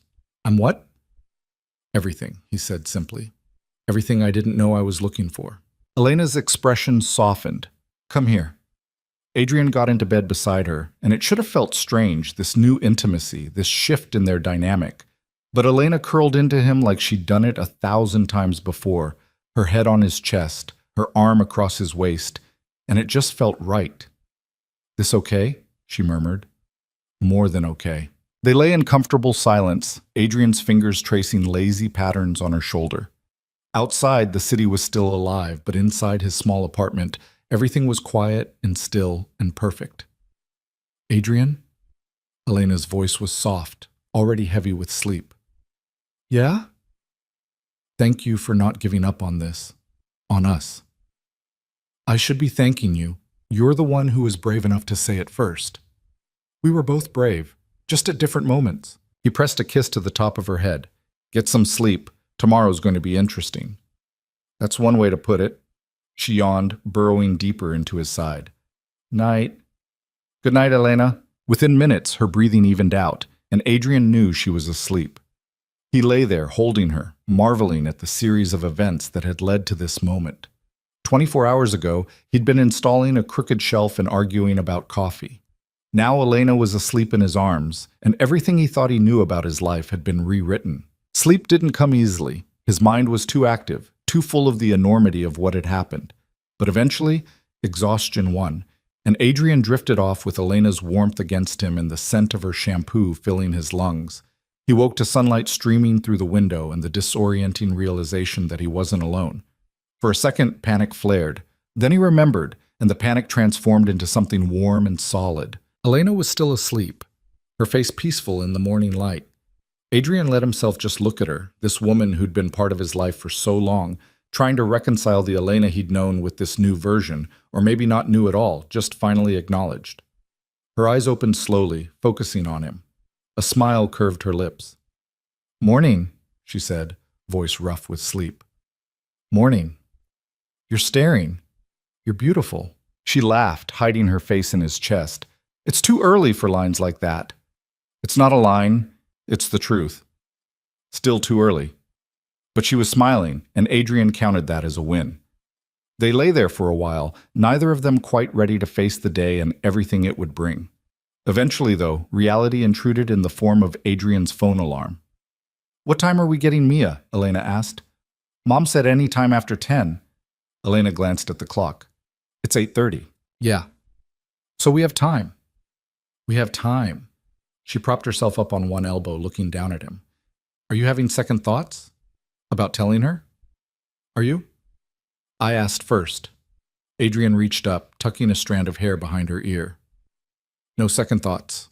Mild terror, maybe, but no doubts." "Mild terror. That's comforting. I'm terrified of screwing this up, of saying the wrong thing or handling it badly or making her feel like her world is spinning out of control. So normal parent fears then, amplified by the fact that I'm essentially telling her that her dad is dating her favorite person who isn't him. I'm her favorite person? Don't fish for compliments. You know you are." Elena's smile was soft. "She's my favorite person who isn't you." "She's 7. So?" "She's smart and funny and kind. Those qualities don't have an age requirement." Adrian pulled her down for a kiss, slow and sweet. When they broke apart, Elena was flushed. "We should get up," she said, but made no move to leave the bed. "Probably. Make coffee. Eat breakfast. Prepare for the most awkward conversation of our lives." "When you put it like that, staying in bed sounds much better." "Adrian." "Fine. But for the record, I'm doing this under protest. They got up, and the morning routine should have felt awkward, sharing a bathroom, navigating the small kitchen together, the intimacy of domestic life. But they'd done versions of this before. Those mornings when Elena stayed over after late nights of talking, or when Adrian crashed at her place after helping with some project. The only difference now was the casual touches, the quick kisses, the way they moved around each other with new awareness. Adrian made coffee, the good kind, not Elena's disaster brew, and scrambled eggs while Elena sat at his small kitchen table, scrolling through her phone. It felt normal and surreal at the same time, this glimpse of what their lives could be like. I have 3 missed calls from my assistant, Elena said, not looking up. It's Saturday. She doesn't care. Neither do the board members who apparently need to talk to me about the Seattle situation. Do you need to go? She set down her phone, meeting his eyes. No, they can wait. Today is about us, about Mia. Work comes second. I don't want to mess up your schedule. Adrian, I just spent the night with you. I'm about to help you tell your daughter that we're together. I think we're a little past worrying about my schedule. He set a plate in front of her, then sat down with his own. Still, if you need to take calls or handle something, I don't. I need to be here. With you. She reached across the table, taking his hand. This is more important. They ate in comfortable silence, the kind that only came from years of knowing someone. Adrian found himself watching Elena, cataloging all the little details he'd noticed before, but could now appreciate differently. The way she always ate the edges of her eggs first, the small furrow between her brows when she was thinking, the unconscious hum of contentment when she took her first sip of coffee. What? She asked, catching him staring. Nothing. Just thinking. About? How long I've been watching you do that thing with your eggs without realizing it meant something. It doesn't mean anything. It's just how I eat. Everything about you means something. I just wasn't letting myself see it. Elena's expression softened. We really were idiots, weren't we? The biggest. But we're fixing it now. Yeah, we are. They finished breakfast, cleaned up together, and suddenly it was time. No more delaying, no more excuses. They needed to go pick up Mia and have the conversation that would either go smoothly or completely derail their day. Ready? Adrian asked, grabbing his keys. Elena took a deep breath. No, but let's do it anyway. The drive to his mother's house took 20 minutes, and they spent most of it in silence. Adrian's mind was racing with possible scenarios, trying to script what he'd say, how he'd explain this to a 7-year-old.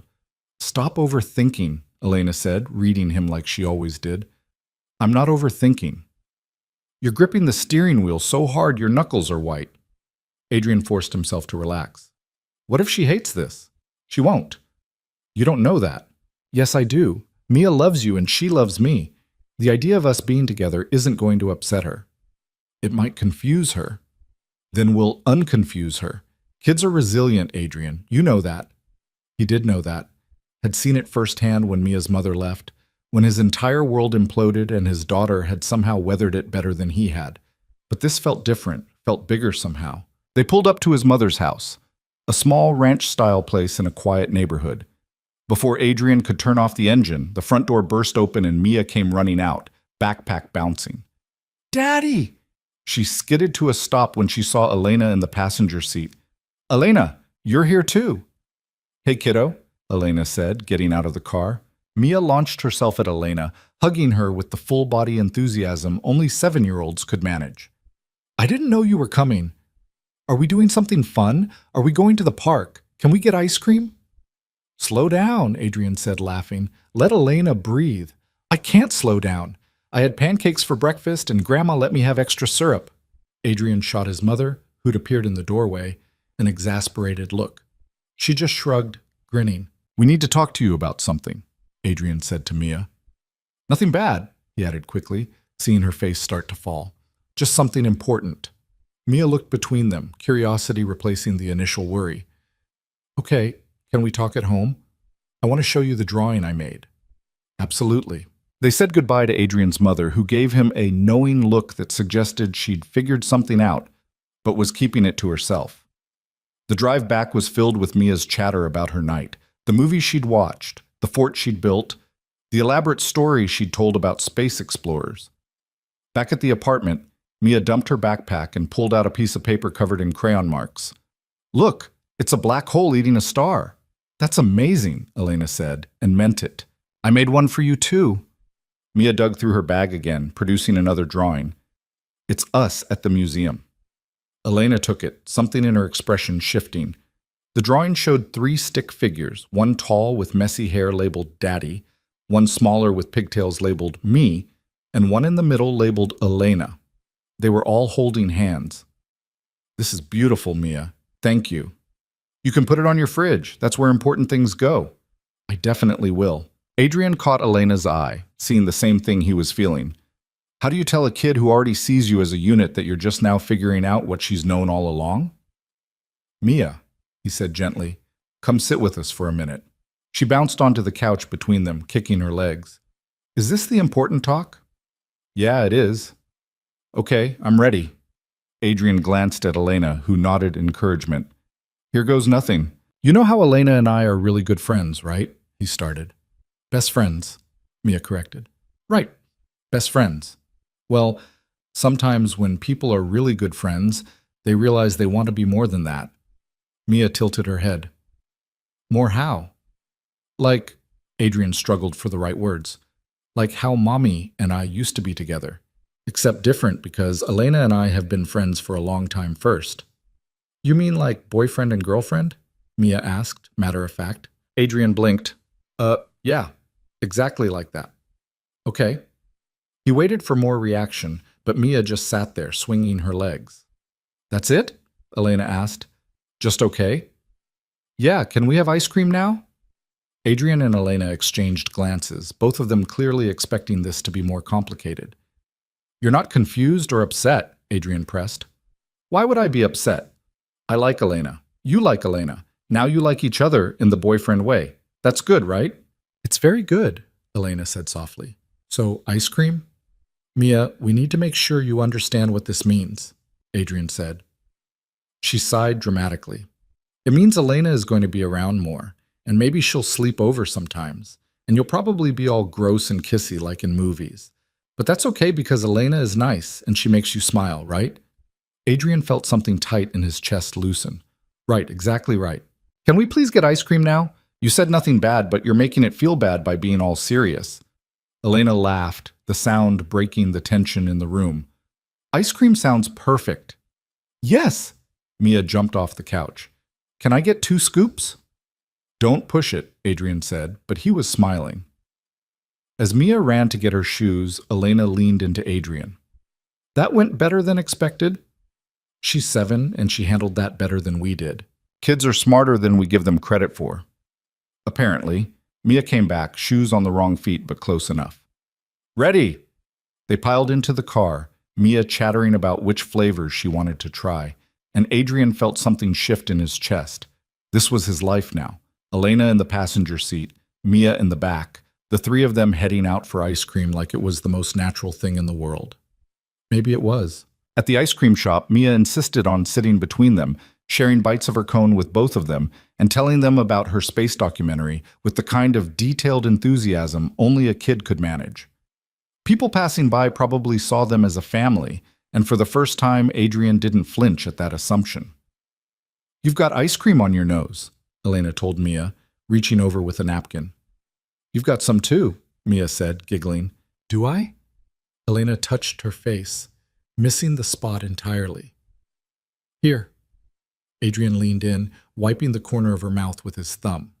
Their eyes met, and the moment stretched, warm and sweet. Ew, you guys are already being gross, Mia announced, but she was grinning. Sorry, kiddo, Adrian said. Not sorry at all. They finished their ice cream, walked through the park, spent the afternoon doing nothing important and everything that mattered. By the time they got home, Mia was yawning, sugar crash setting in. Nap time, Adrian declared. I'm not tired, Mia protested, even as her eyes drooped. Bed, now. She trudged to her room, and Adrian followed to tuck her in. When he came back out, Elena was standing by the window, looking out at the city with an expression he couldn't quite read. Hey, he said softly. You okay? She turned, and there were tears on her cheeks. She drew me holding hands with you both. She's been seeing us as a family for who knows how long, and we were too blind to see what she saw. Adrian crossed to her, pulling her into his arms. We see it now. Do we? Because Adrian, watching you with her today, seeing how natural this all is, I'm terrified I'm going to screw it up. You won't. You can't know that. Yes, I can. Because you already know how to be there for her. You've been doing it for years. The only thing that's changed is the label. Elena pulled back to look at him. What if it changes everything? It won't. We won't let it. He cupped her face in his hands. We're in this together, remember? All three of us now. She nodded, fresh tears spilling over.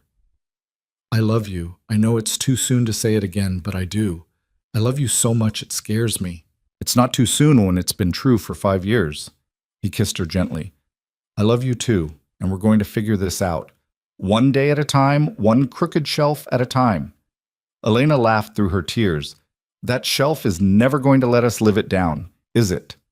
Nope. It's part of our origin story now. We have an origin story. Apparently. She kissed him, soft and sweet, and Adrian thought about all the roads that had led them here, all the near misses, all the almosts, all the years of circling each other before finally landing in the same place at the same time. It wasn't perfect. They were both damaged, both scared, both figuring this out as they went. But it was real, and it was theirs. And that was enough. In her room, Mia slept peacefully, dreaming about black holes and distant stars.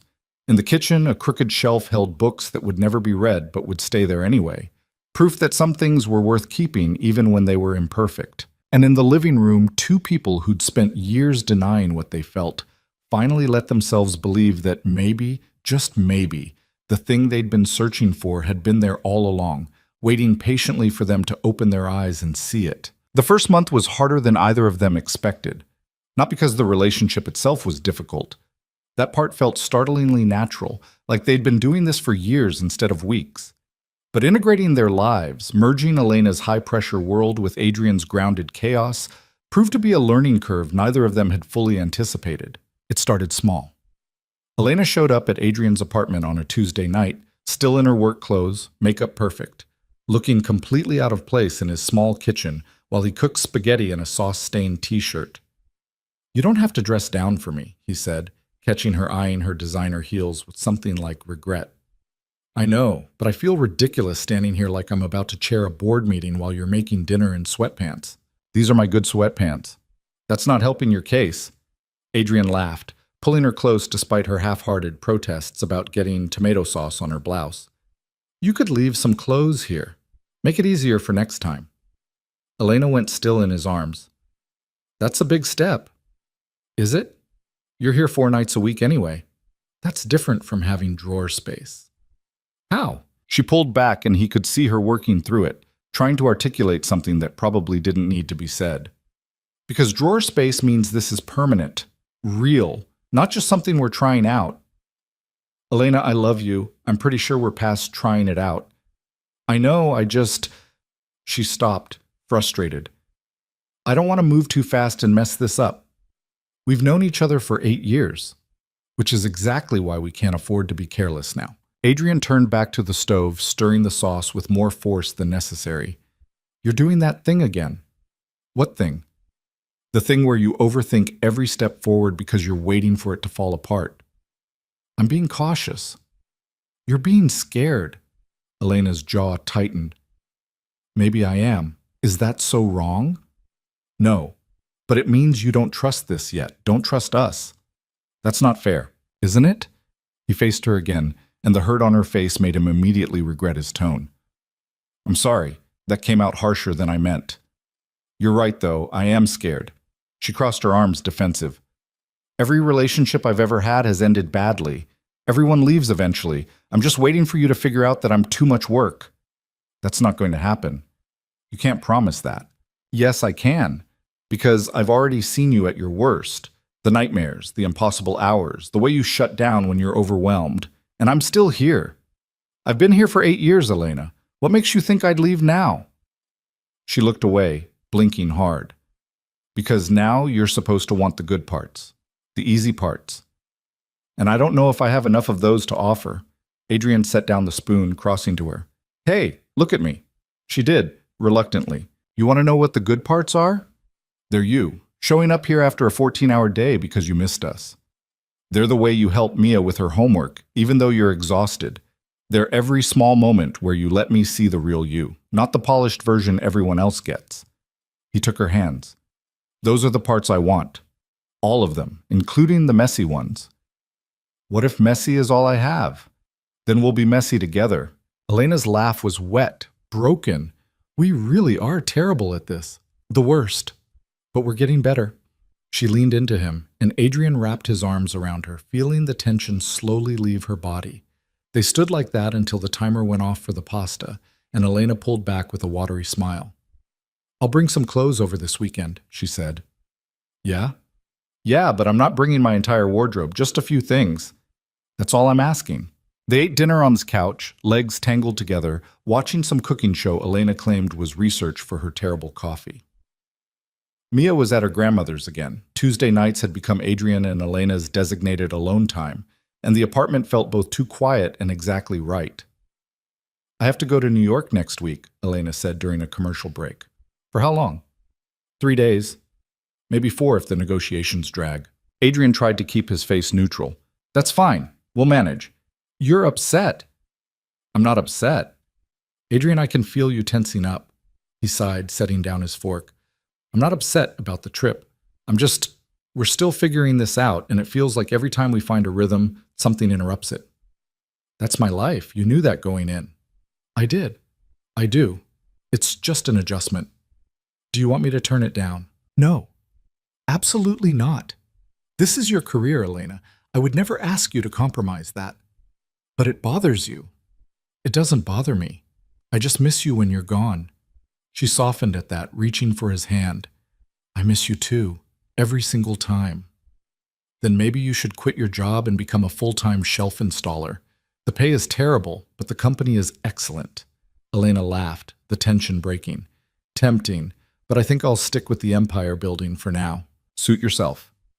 The rest of the evening passed easily, and when Elena left around 11, she had an early meeting, Adrian walked her to her car. They stood in the parking lot, neither quite ready to say goodnight. Thank you, Elena said. For what? For being patient with me, for understanding that I'm still learning how to do this. We both are. She kissed him, soft and lingering. I'll see you Thursday? Thursday. And call me when you land in New York. I will. Adrian watched her drive away, then headed back upstairs to an apartment that felt emptier without her.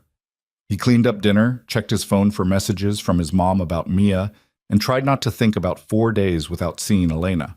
They'd been apart longer than that before, but somehow it felt different now, like every separation carried more weight. The week passed in fragments. Work was busy, a building renovation that kept going wrong in new and creative ways. Mia had a school project that required poster board and glitter, which somehow ended up everywhere despite Adrian's best efforts at containment. Elena called every night from New York, sounding exhausted and stressed, and Adrian listened while she vented about stubborn investors and contracts that kept hitting snags. I should be home Friday, she said on Wednesday night, Saturday at the latest. No rush. Handle what you need to handle. I miss Mia's bedtime stories, Adrian smiled. She misses them too. She made me read the Dragon book 3 times tonight and said I do the voices wrong.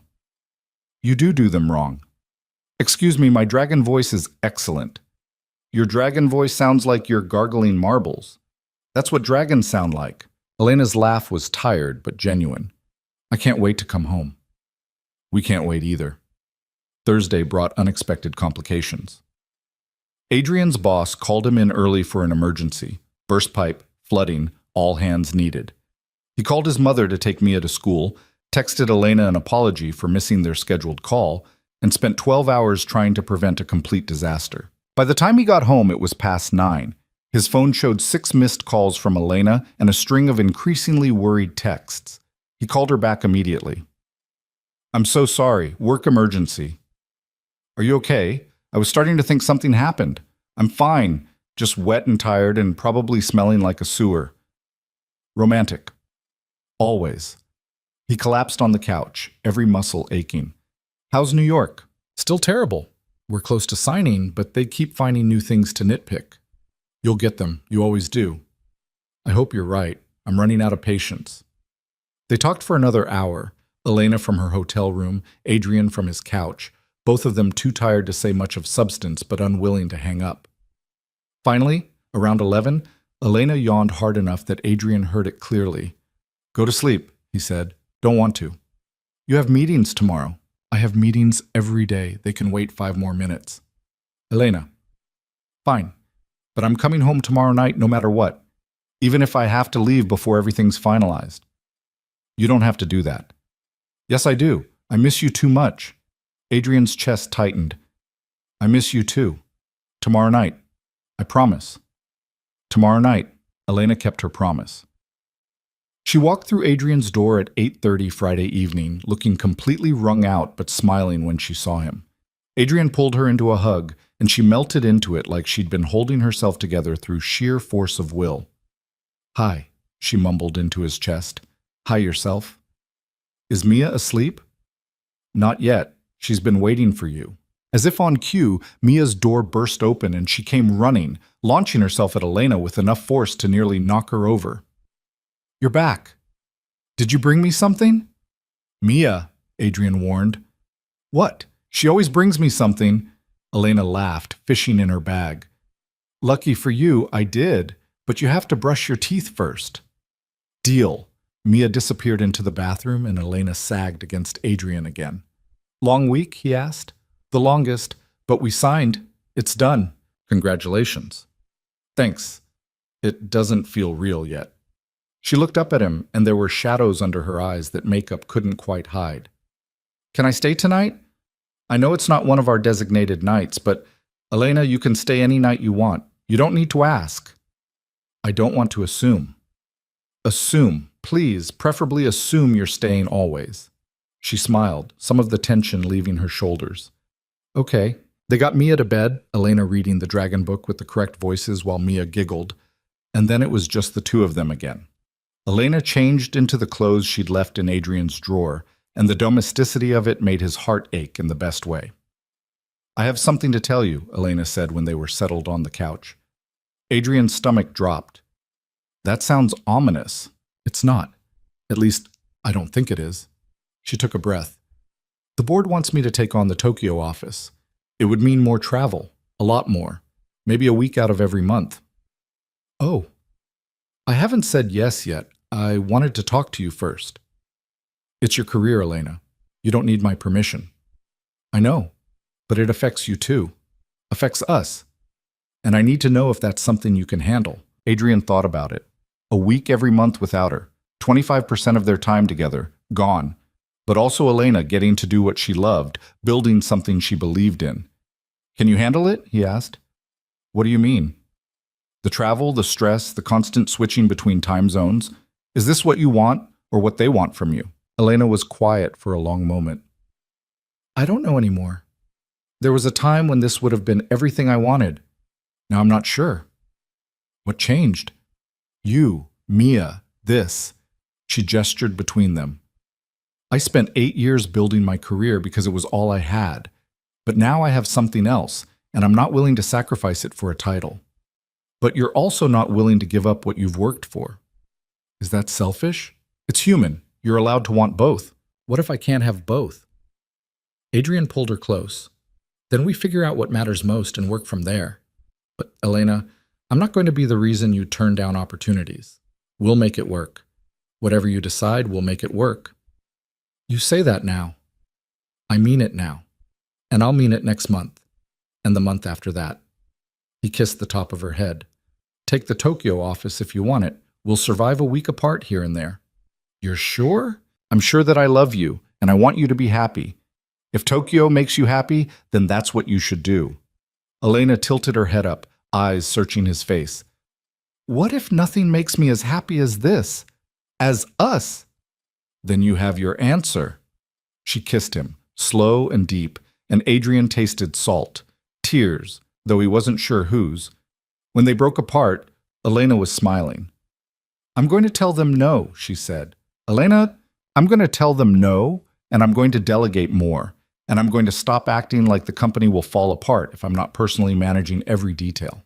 She sounded certain now, decided. I've spent long enough proving myself. I'm done sacrificing everything else for work. You're sure? Completely. This matters more. You matter more. Adrian wanted to argue, to make sure she wasn't giving up something important, but the relief on her face was undeniable, and he realized this wasn't sacrifice. It was choice.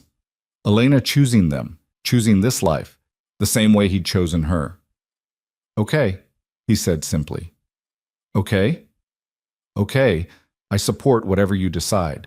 They spent the rest of the evening in quiet contentment, Elena's head on his shoulder, some movie playing that neither of them watched. Around midnight, they migrated to bed, and Elena fell asleep almost instantly, the week finally catching up to her. Adrian lay awake a while longer, thinking about choices and compromise and the strange shape their life was taking. It wasn't what he'd imagined when they first got together. It was messier, more complicated, full of small negotiations and constant adjustments. But it was theirs, and that made it worth every difficulty. The weeks turned into months, and they found their rhythm. Elena cut back her hours, not drastically, but enough to make space for dinner most nights, for weekend mornings with Mia, for the small moments that made up a life together.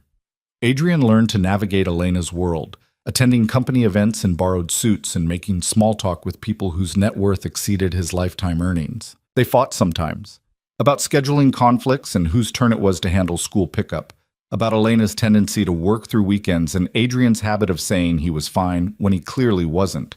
But they fought fair, and they always circled back to each other, and slowly, the fear that had gripped both of them at the beginning started to loosen. 3 months in, Elena officially moved into Adrian's apartment. Not because it made financial sense, her place was nicer, bigger, in a better neighborhood, but because Mia was there, and Mia's school was nearby, and it felt like home in a way her pristine high-rise never had. "This is insane," Elena said, surveying her belongings crammed into Adrian's small space. "We need a bigger place. We could move to your apartment. And uproot Mia? Change her school? No, she's settled here. Then we stay here and play Tetris with your designer furniture. Or," Elena said slowly, "we find somewhere new, together, a place that's ours, not yours or mine." Adrian looked at her, heart skipping. "That's a really big step." "We've already taken all the small steps. Might as well commit. You want to buy a house with me?" "I want to build a life with you. The house is just logistics." They started looking the following week. Elena approached it with the same intensity she brought to business acquisitions, researching neighborhoods and school districts and creating spreadsheets of pros and cons. Adrian let her take the lead, occasionally vetoing places that felt too big or too formal or too much like Elena's old apartment. Finally, they found it. A 3-bedroom house in a quiet neighborhood with a yard for Mia and enough space that they wouldn't be constantly tripping over each other. It needed work, paint, new floors, a kitchen that hadn't been updated since the 90s, but it had good bones and felt right the moment they walked through the door. "This is it," Elena said, standing in the empty living room. "You're sure? There are 6 other places we haven't seen yet." "I'm sure. This is home." They put in an offer that day. It was accepted by the end of the week, and suddenly they had a closing date and a mortgage and 1,000 decisions to make about paint colors and furniture placement. "We should tell Mia," Adrian said one night, 3 weeks before the move. "She already knows we're looking." "No, I mean really tell her. Make sure she understands this is permanent." "She's 8, Adrian. I think she gets it. Still, I want to make sure." They sat Mia down the next evening, both of them more nervous than the situation warranted. Mia listened patiently while they explained about the new house, about Elena officially moving in, about how their family was changing shape. "So Elena is staying forever?" Mia asked when they finished. "If that's okay with you," Elena said. Mia rolled her eyes, a new habit she'd picked up at school. "Of course it's okay. You're already here all the time anyway. Now you'll just have your own bathroom." Adrian laughed, tension breaking. "That's true. Can I paint my room purple, but—" "Absolutely not," Elena said. "What about blue?" "We'll talk about it." Mia seemed satisfied with that answer. She went back to her homework, crisis averted, leaving Adrian and Elena to marvel at how simple she made it all seem. "Kids," Elena said. "Yeah, they really don't sweat the small stuff." "Is this small stuff to her?" "I think to her we've been a family for a while now. We're just finally catching up. Elena leaned against him, and Adrian wrapped his arm around her, watching Mia work through her math problems with determined focus. This was his life now. Not perfect, not without complications, but real and solid and his. The move happened on a Saturday in early June. Adrian's friends showed up with trucks and muscle, and Elena hired professional movers who made the whole thing look easy. By evening, they were surrounded by boxes in their new house, exhausted but grinning. Mia claimed her room immediately, already planning where everything would go. Elena stood in the kitchen, making notes about renovations. And Adrian found himself in the living room, looking out at the yard where a crooked tree grew at an odd angle, thinking about crooked shelves and imperfect beginnings. "What are you thinking about?" Elena asked, coming up behind him. "That tree, it's growing all wrong. We could have it cut down, or we could leave it, let it be crooked." Elena smiled, understanding. "Like our shelf." "Exactly like our shelf." She slipped her hand into his, and they stood there watching the sunset over their new yard, their new life, everything they'd been too scared to reach for, finally theirs to keep. "I love you," Elena said quietly. "I love you too. Even when I'm being impossible about kitchen renovations? Especially then." "Good, because I have opinions about backsplash." Adrian laughed, pulling her close. "Of course you do." They spent that first night in their new house eating pizza on the floor, too tired to unpack plates, telling Mia stories about the adventures they'd have here. And when they finally got Mia to bed in her new purple room, Elena had caved. Adrian and Elena collapsed in their own bedroom, surrounded by boxes but feeling more at home than either of them had in years. "We did it," Elena whispered in the dark. "We did. We bought a house together. That's terrifying. Little late for second thoughts." "I'm not having second thoughts. I'm having holy shit, this is real thoughts." Adrian rolled to face her, barely able to make out her features in the dim light filtering through the window. "Is that a good thing or a bad thing?" "The best thing. Terrifying, but the best." He kissed her, slow and sweet, tasting the future on her lips. Mortgages and school pickups and lazy Sunday mornings. All the mundane, beautiful pieces of a life built together. "Thank you," Elena said when they broke apart. "For what?" "For taking a chance on this. On us. For not running when I told you how I felt." "Thank you for being brave enough to say it first. I don't think I ever would have figured it out on my own." "You would have eventually." "Maybe. But I'm glad I didn't have to wait that long." They fell asleep tangled together in their new bed, in their new house, the first night of the rest of their lives stretching ahead of them. It wasn't perfect. The house creaked and their mattress wasn't quite level, and somewhere in the distance a dog was barking. But it was theirs, and that made all the difference. 6 months into living in the house, Adrian woke up one Saturday morning with absolute clarity about something he'd been circling for weeks. He wanted to marry Elena. Not eventually, not someday when the timing was perfect. Now. Or as close to now as he could manage without completely botching the proposal. The realization hit him while watching her make coffee in their kitchen. The good kind now, because she'd finally admitted her old method was terrible and let him teach her. She was wearing his old college shirt and pajama pants, hair a mess, no makeup, completely unguarded. And Adrian looked at her and thought, this is it. This is the person I want to wake up to for the rest of my life. "You're staring again," Elena said without turning around. "Can't help it. It's creepy. It's romantic. It's both." She brought him his coffee, kissing him briefly. "What's on your mind?" "Everything. Nothing. The fact that I want to spend forever with you, and I'm trying to figure out how to make that happen." "Just thinking about how far we've come," he said instead. "From the crooked shelf?" "From everything. From being terrified to even admit how we felt to this." He gestured around the kitchen, at the life they'd built. Elena settled into the chair across from him, cradling her own mug. "It's been a good 6 months. The best. Even when I made you go to that charity gala and you had to wear a tux? Even then, though I stand by my opinion that those events are torture. Noted. I'll try to limit them to once a quarter." "You're too generous." They fell into comfortable silence, drinking coffee while the morning sun streamed through the windows. Mia was still asleep. Saturday mornings were sacred sleeping-in time, and the house was quiet in that particular way that only happened before the day really started. Adrian's mind was already racing ahead, planning. He needed a ring, needed to figure out when and where and how to do this. Needed to make sure Mia was on board, though he suspected she'd be thrilled. "I need to run some errands today," he said, trying to sound casual. "Want company?" "No, I mean, you should relax. You've been working crazy hours all week." Elena raised an eyebrow. "You're being weird." "I'm not being weird." "You absolutely are. What's going on?" "Nothing.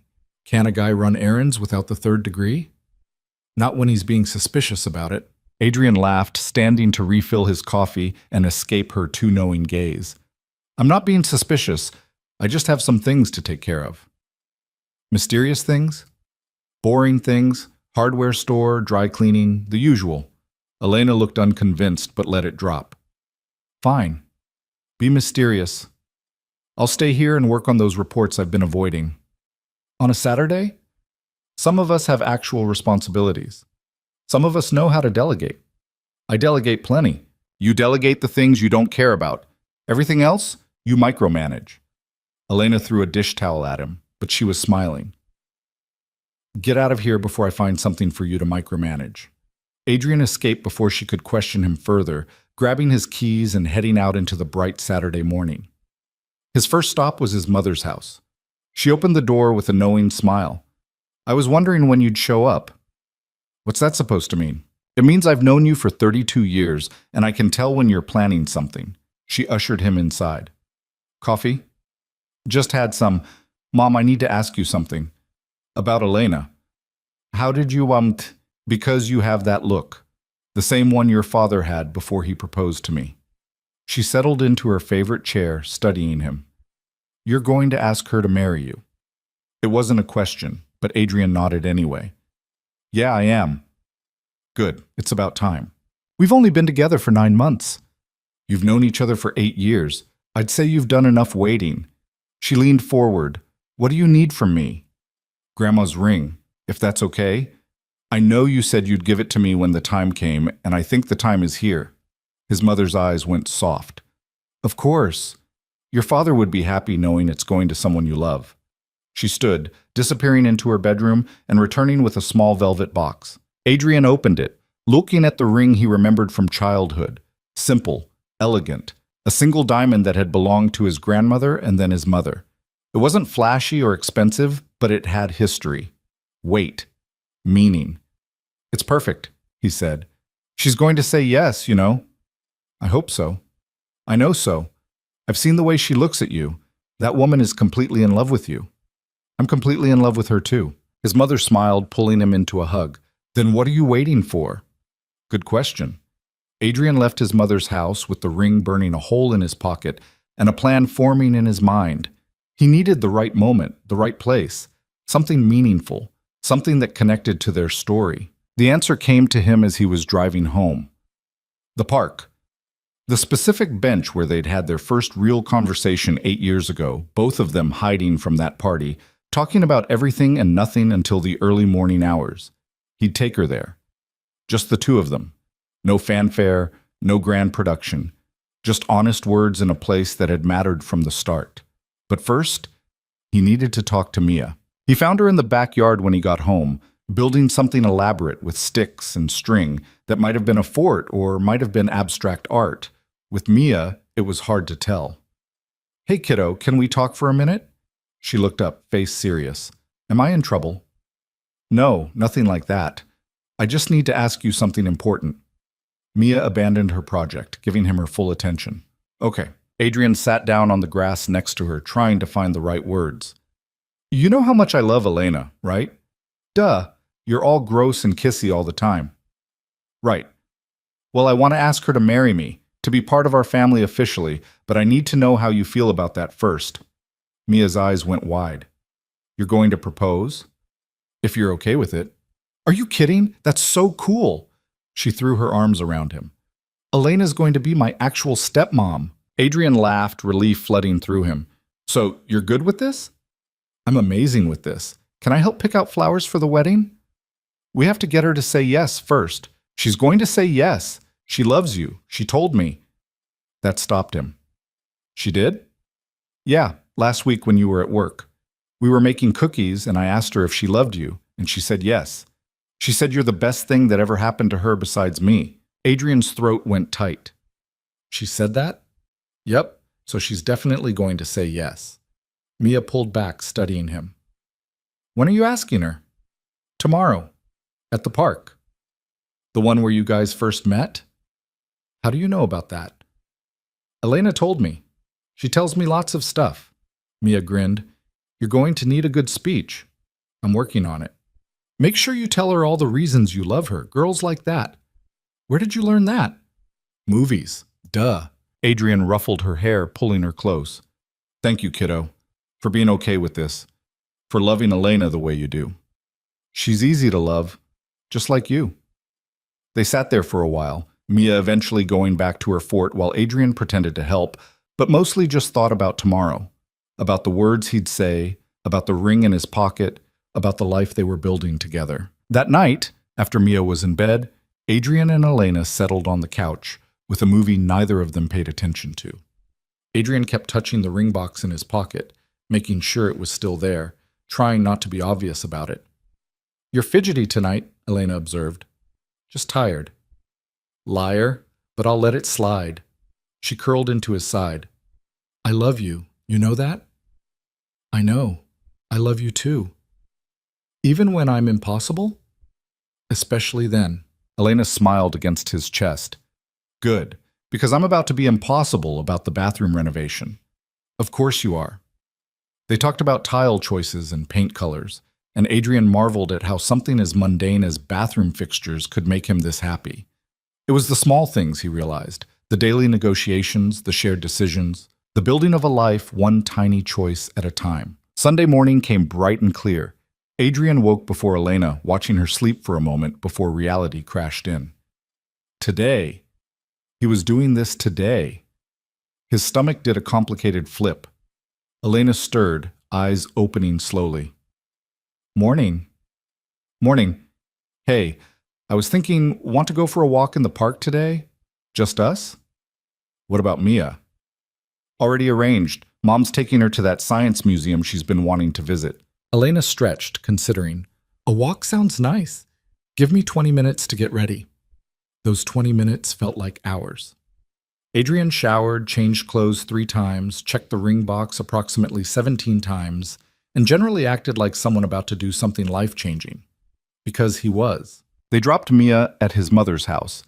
Mia gave Adrian a not-so-subtle thumbs up when Elena wasn't looking, and drove to the park. It was busier than Adrian had hoped, families with strollers and joggers and people walking dogs, but their bench was empty. I haven't been here in forever, Elena said as they walked. Is this where we met? Yeah. She looked at him, something shifting in her expression. You brought me here on purpose. I did. Why? Because this is where it started, where we spent 4 hours talking, and I went home thinking I'd just met someone interesting, not knowing you'd end up being everything. Elena stopped walking.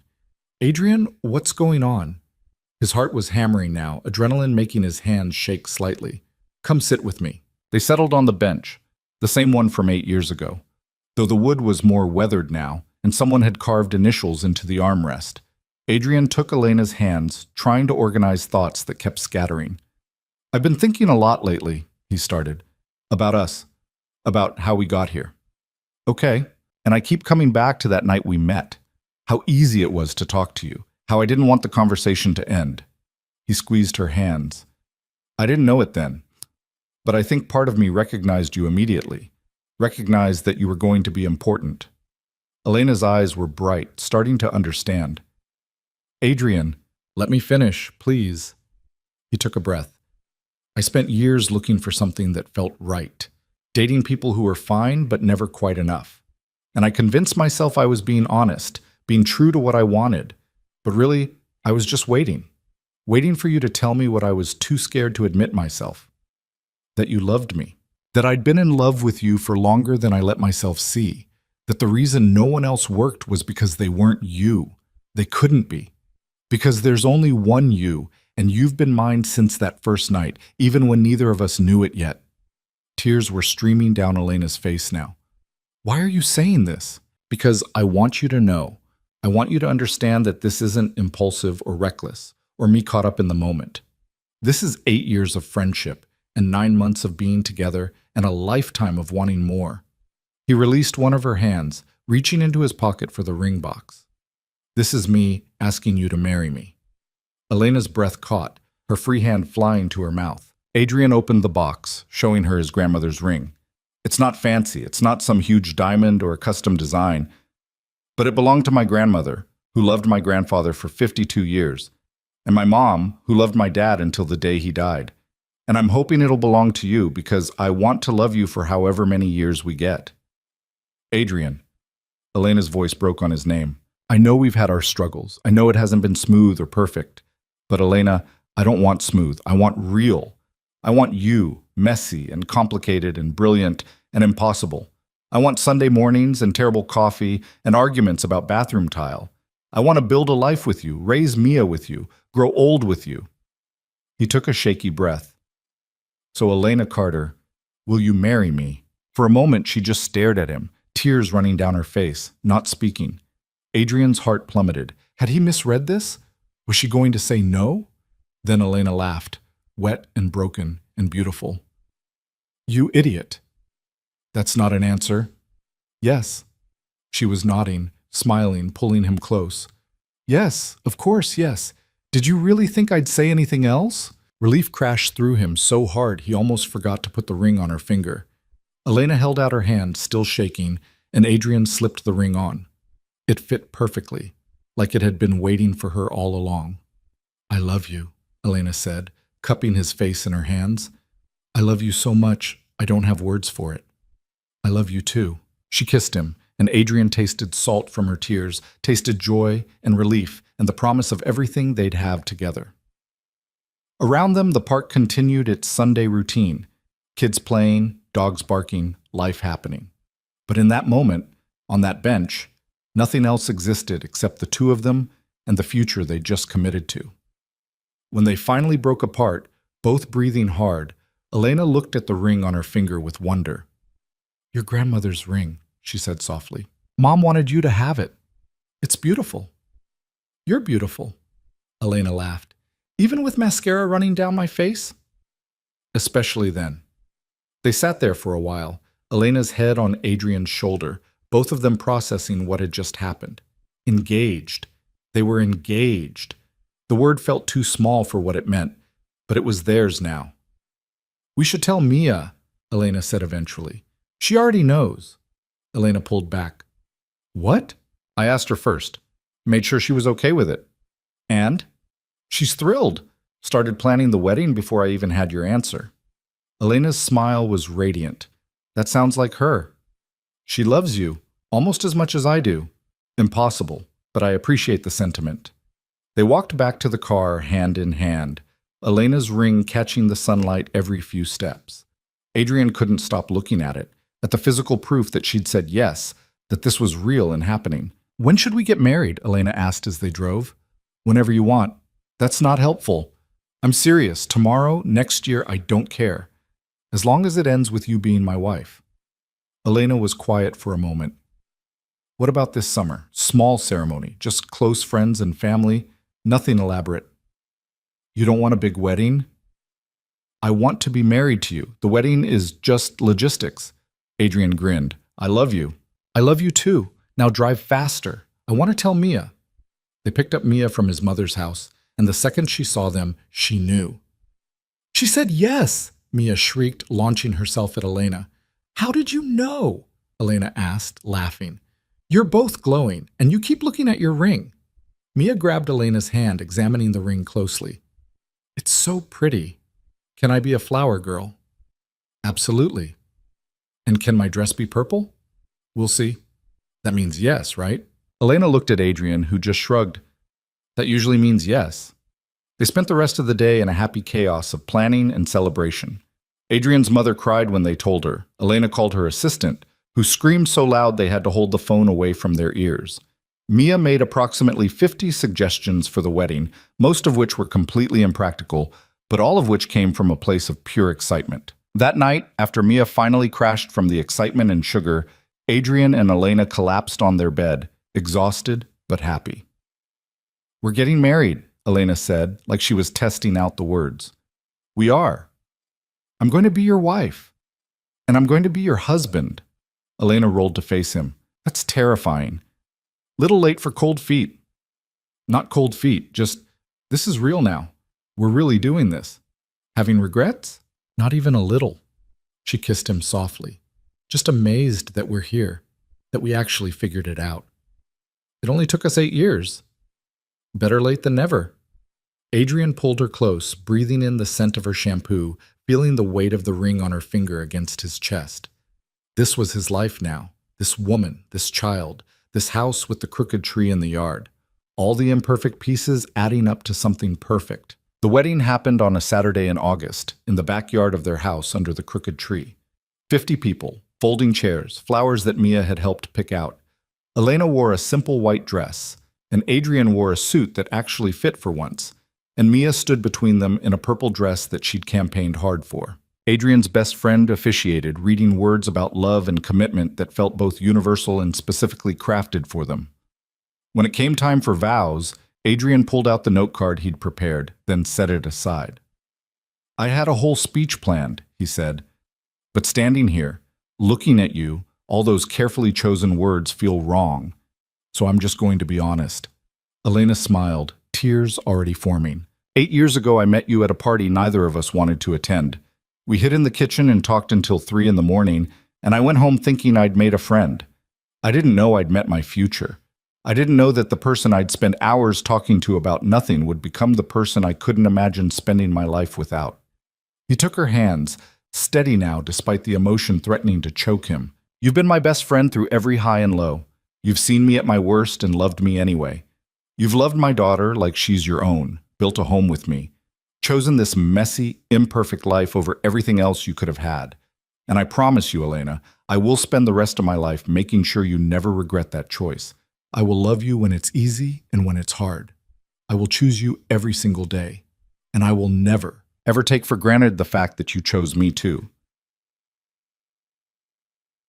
There wasn't a dry eye in the small crowd. Even his mother was crying, and she'd promised she wouldn't. Elena took a shaky breath, composing herself. "I didn't prepare anything because I knew I'd forget it the second I saw you, so I'm going to wing this and hope it makes sense." "You could recite the phone book and it would be perfect," Adrian said. "Don't tempt me." She squeezed his hands. "Adrian, I have spent my entire adult life trying to prove something. To my parents, to the board, to myself. I built an empire because I thought that's what would make me worthy. What would make me enough?" She paused, tears spilling over. "And then you came into my life and showed me that I was already enough, just as I was. You saw past the armor and the accomplishments and loved the person underneath. You made me feel safe enough to be vulnerable, brave enough to admit what I wanted. And what I want is this: you, Mia, Sunday mornings and terrible coffee and a life built on honesty and trust and love." Her voice broke, but she pushed through. "You're the best decision I ever made. And I promise you, I will spend the rest of our lives making sure you know it. I will love you in all the ways that matter. I will be your partner, your friend, your home, and I will never stop being grateful that you saw me, really saw me, and loved me anyway." The officiant had to pause to compose himself before continuing with the ceremony. When he finally pronounced them married, the cheers from their small crowd were deafening. Adrian kissed his wife, and the world felt right in a way it never had before. The reception was casual, barbecue and beer in the backyard, music from a playlist Mia had helped create. Adrian danced with Elena, then with Mia, then with his mother. He made small talk with Elena's business associates, who'd shown up in jeans and looked almost human outside the boardroom. He ate too much cake and laughed too hard and felt more content than he'd ever been. As the sun set and the party continued, Adrian found Elena standing by the crooked tree, looking out at the celebration they'd created. "Hey, wife," he said, slipping his arms around her waist. "Hey, husband." She leaned back into him. "This is nice." "It is. Simple, small, perfect. Just like us." Elena laughed. "We are many things, but simple is not one of them. Fine, complicated and perfect. Better." They stood there, watching their friends and family celebrate. Watching Mia teach Adrian's mother some complicated dance move, watching the life they'd built come together in one beautiful moment. Thank you, Elena said quietly. For what? For not giving up, for being patient with me when I was scared, for seeing past all my walls and loving me anyway. Thank you for being brave enough to tell me how you felt. I don't think I ever would have figured it out on my own. We're both a little slow, but we got there eventually. Yeah, we did. The party continued around them, but Adrian and Elena stayed by the tree, wrapped in each other, watching their future unfold in real time. Mia was spinning in circles, her purple dress flaring out, laughing at something one of Adrian's friends had said. The fairy lights they'd strung up were starting to glow as the sun sank lower. Someone had changed the music to something slow, and a few couples were swaying together on the makeshift dance floor. We should probably get back to our guests, Elena said, but made no move to leave. Probably. They stayed another moment, neither quite ready to break the spell. Adrian? Elena's voice was soft. Yeah? Do you remember what you said to me that first night at the party when we met? That your dress was nice? After that, when we were talking about why we'd both shown up to something we didn't want to attend, Adrian thought back, trying to recall. Something about how sometimes you have to show up to the wrong places to find the right people? Exactly that. Elena turned in his arms to face him. I think about that a lot. How we were both at a party we hated, hiding in a kitchen, and we found each other anyway, like the universe was making sure we didn't miss it. You believe in that kind of thing? The universe arranging meetings? I believe in us. And I believe that some people are meant to find each other, even if it takes them 8 years to figure out what to do about it once they have. Adrian kissed her, soft and lingering, tasting champagne and cake and the promise of everything they'd have together. When they broke apart, Mia was standing there with her hands on her hips. You guys are being gross again, she announced. We're married now, Elena said. We're allowed to be gross. That's not how that works. Sure it is. Adrian scooped Mia up, making her squeal. In fact, I'm pretty sure it's required. Put me down! Nope, you're stuck with us now, gross and all. Mia giggled, wrapping her arms around his neck. I guess that's okay, but only sometimes. They rejoined the party, the three of them together, and Adrian felt something settle in his chest. This was it. This was the life he'd been searching for without knowing what he was looking for. Not perfect, not smooth, but real and solid and his. The party wound down as night fully settled in. Guests left with hugs and well wishes, promising to see them soon. Adrian's mother took Mia home for the night, their gift to the newlyweds, and suddenly the house was quiet. Adrian and Elena stood in the backyard, surveying the aftermath of the celebration. Chairs needed to be folded, decorations taken down, 100 small tasks that could wait until tomorrow. Leave it, Elena said, reading his mind. It'll still be here in the morning. You sure? You hate mess. I'm learning to live with it. She took his hand, leading him toward the house. Come on, we have better things to do than clean up. They made it to the bedroom, and for all the build-up, all the anticipation of their wedding night, they ended up just lying in bed, talking in the dark like they'd done 1,000 times before. About the wedding, about the funny moments, about how Mia had cried during the vows, even though she'd sworn she wouldn't. I'm happy, Elena said eventually. The words simple but weighted. Me too. Not just wedding day happy. Happy in general. Content. Like everything finally makes sense. Adrian pulled her closer. I know what you mean. Do you ever think about how different our lives would be if I hadn't told you how I felt that night? If we just kept going the way we were? Sometimes. But then I remember that you're the bravest person I know, and you wouldn't have let us keep hiding forever. You think? I know. You built an empire from scratch. You faced down your parents and proved them wrong about everything. Telling me you loved me was terrifying, but you did it anyway. That's who you are. Elena was quiet for a moment. I was so scared that night. I know. But I was more scared of watching you fall in love with someone else, of spending the rest of my life wondering what if. She shifted to look at him. I couldn't live with that. Whatever happened, at least I'd know I tried. I'm glad you tried. Me too. They fell asleep tangled together, the first night of their marriage settling over them like a comfortable blanket. And when Adrian woke the next morning to sunlight streaming through the windows and Elena's sleeping form beside him, he understood something fundamental about love. It wasn't about finding someone perfect.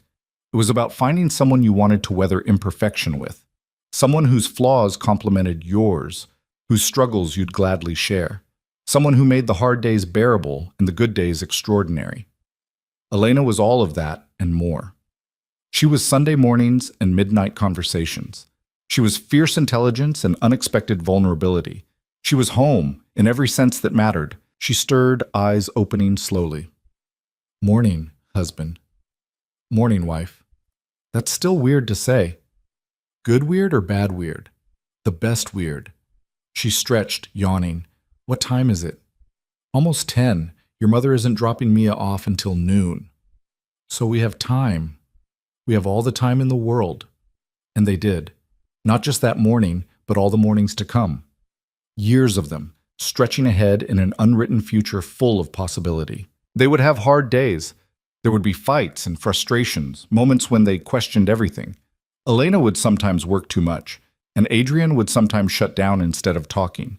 They would disappoint each other, fail each other in small ways, be human and imperfect together. But they would also have good days. Mia's graduation, years from now. Lazy Sundays with nowhere to be. Anniversaries marked with quiet celebration. The accumulation of small joys that made up a life. And through all of it, they would have each other. That afternoon, after they'd picked up Mia and cleaned up the yard and settled back into normal life, Adrian found himself standing in the living room, looking at the shelf they'd brought from Elena's old apartment, still crooked after all this time, now holding a framed photo from their wedding. You know, Elena said, coming up beside him, we could fix that. It's been bothering me for years. We could. But we're not going to, are we? Nope. She smiled, slipping her hand into his. Why not? Because it reminds me of where we started, of the night we finally stopped pretending, of two people who were too scared to risk what they had, but did it anyway. That's sentimental of you. I'm a married man now. I'm allowed to be sentimental. Fair point. They stood there looking at the crooked shelf that had somehow become a monument to their relationship. Imperfect. A little bit wrong, but theirs. Just like everything else in their life together. Hey, Adrian? Elena's voice was soft. Yeah? Remember that first night when you joked about me marrying you? Vaguely. You said maybe you should just marry me, and I didn't laugh. I remember. I didn't laugh because part of me wanted to say yes right then. Even though it was a joke, even though we were just friends, some part of me knew. Adrian turned to face her fully. Knew what? That you were it for me. That joke or not, someday I'd want exactly that. You, me, forever. She reached up, touching his face. I think I've been in love with you since that first night in the kitchen. I just spent 8 years convincing myself it was impossible. Nothing about us has ever been impossible. Improbable, maybe. Complicated, definitely. But never impossible. No, Elena agreed, smiling. Never impossible. Mia appeared in the doorway, holding her latest drawing. Look, I made us as a family. The picture showed 3 stick figures holding hands under a crooked tree. Above them she'd written in careful letters, My family forever. Adrian felt his throat tighten. It's perfect, kiddo. Can we put it on the fridge? Absolutely. As Mia ran to add her drawing to the collection, Elena leaned into Adrian and he wrapped his arms around her, breathing in the moment. This was his life. Imperfect, complicated, occasionally chaotic, but undeniably his. And he wouldn't change a single thing about it. The afternoon sun cast long shadows through the windows, highlighting the crooked shelf, the scattered toys, the lived-in comfort of a house that had become a home. Outside, the crooked tree swayed in the breeze, as imperfect and perfect as everything else in their life. And in that moment, Adrian understood the greatest truth he'd ever learned. Love wasn't about finding someone who completed you. It was about finding someone who made you want to be better while accepting you exactly as you were. Someone who saw your flaws and loved you harder for them. Someone who turned a simple life into an extraordinary one just by being part of it. Elena was all of that. She was the answer to questions he hadn't known to ask. The home he'd been searching for without knowing he was looking. She was every impossible thing made real, every fear conquered, every dream realized. She was his wife, his partner, his always. And as they stood there in their imperfect house with their imperfect life, Adrian realized that this messy, complicated, beautiful thing they'd built was exactly what he'd been looking for all along. It just took him 8 years and one crooked shelf to figure it out.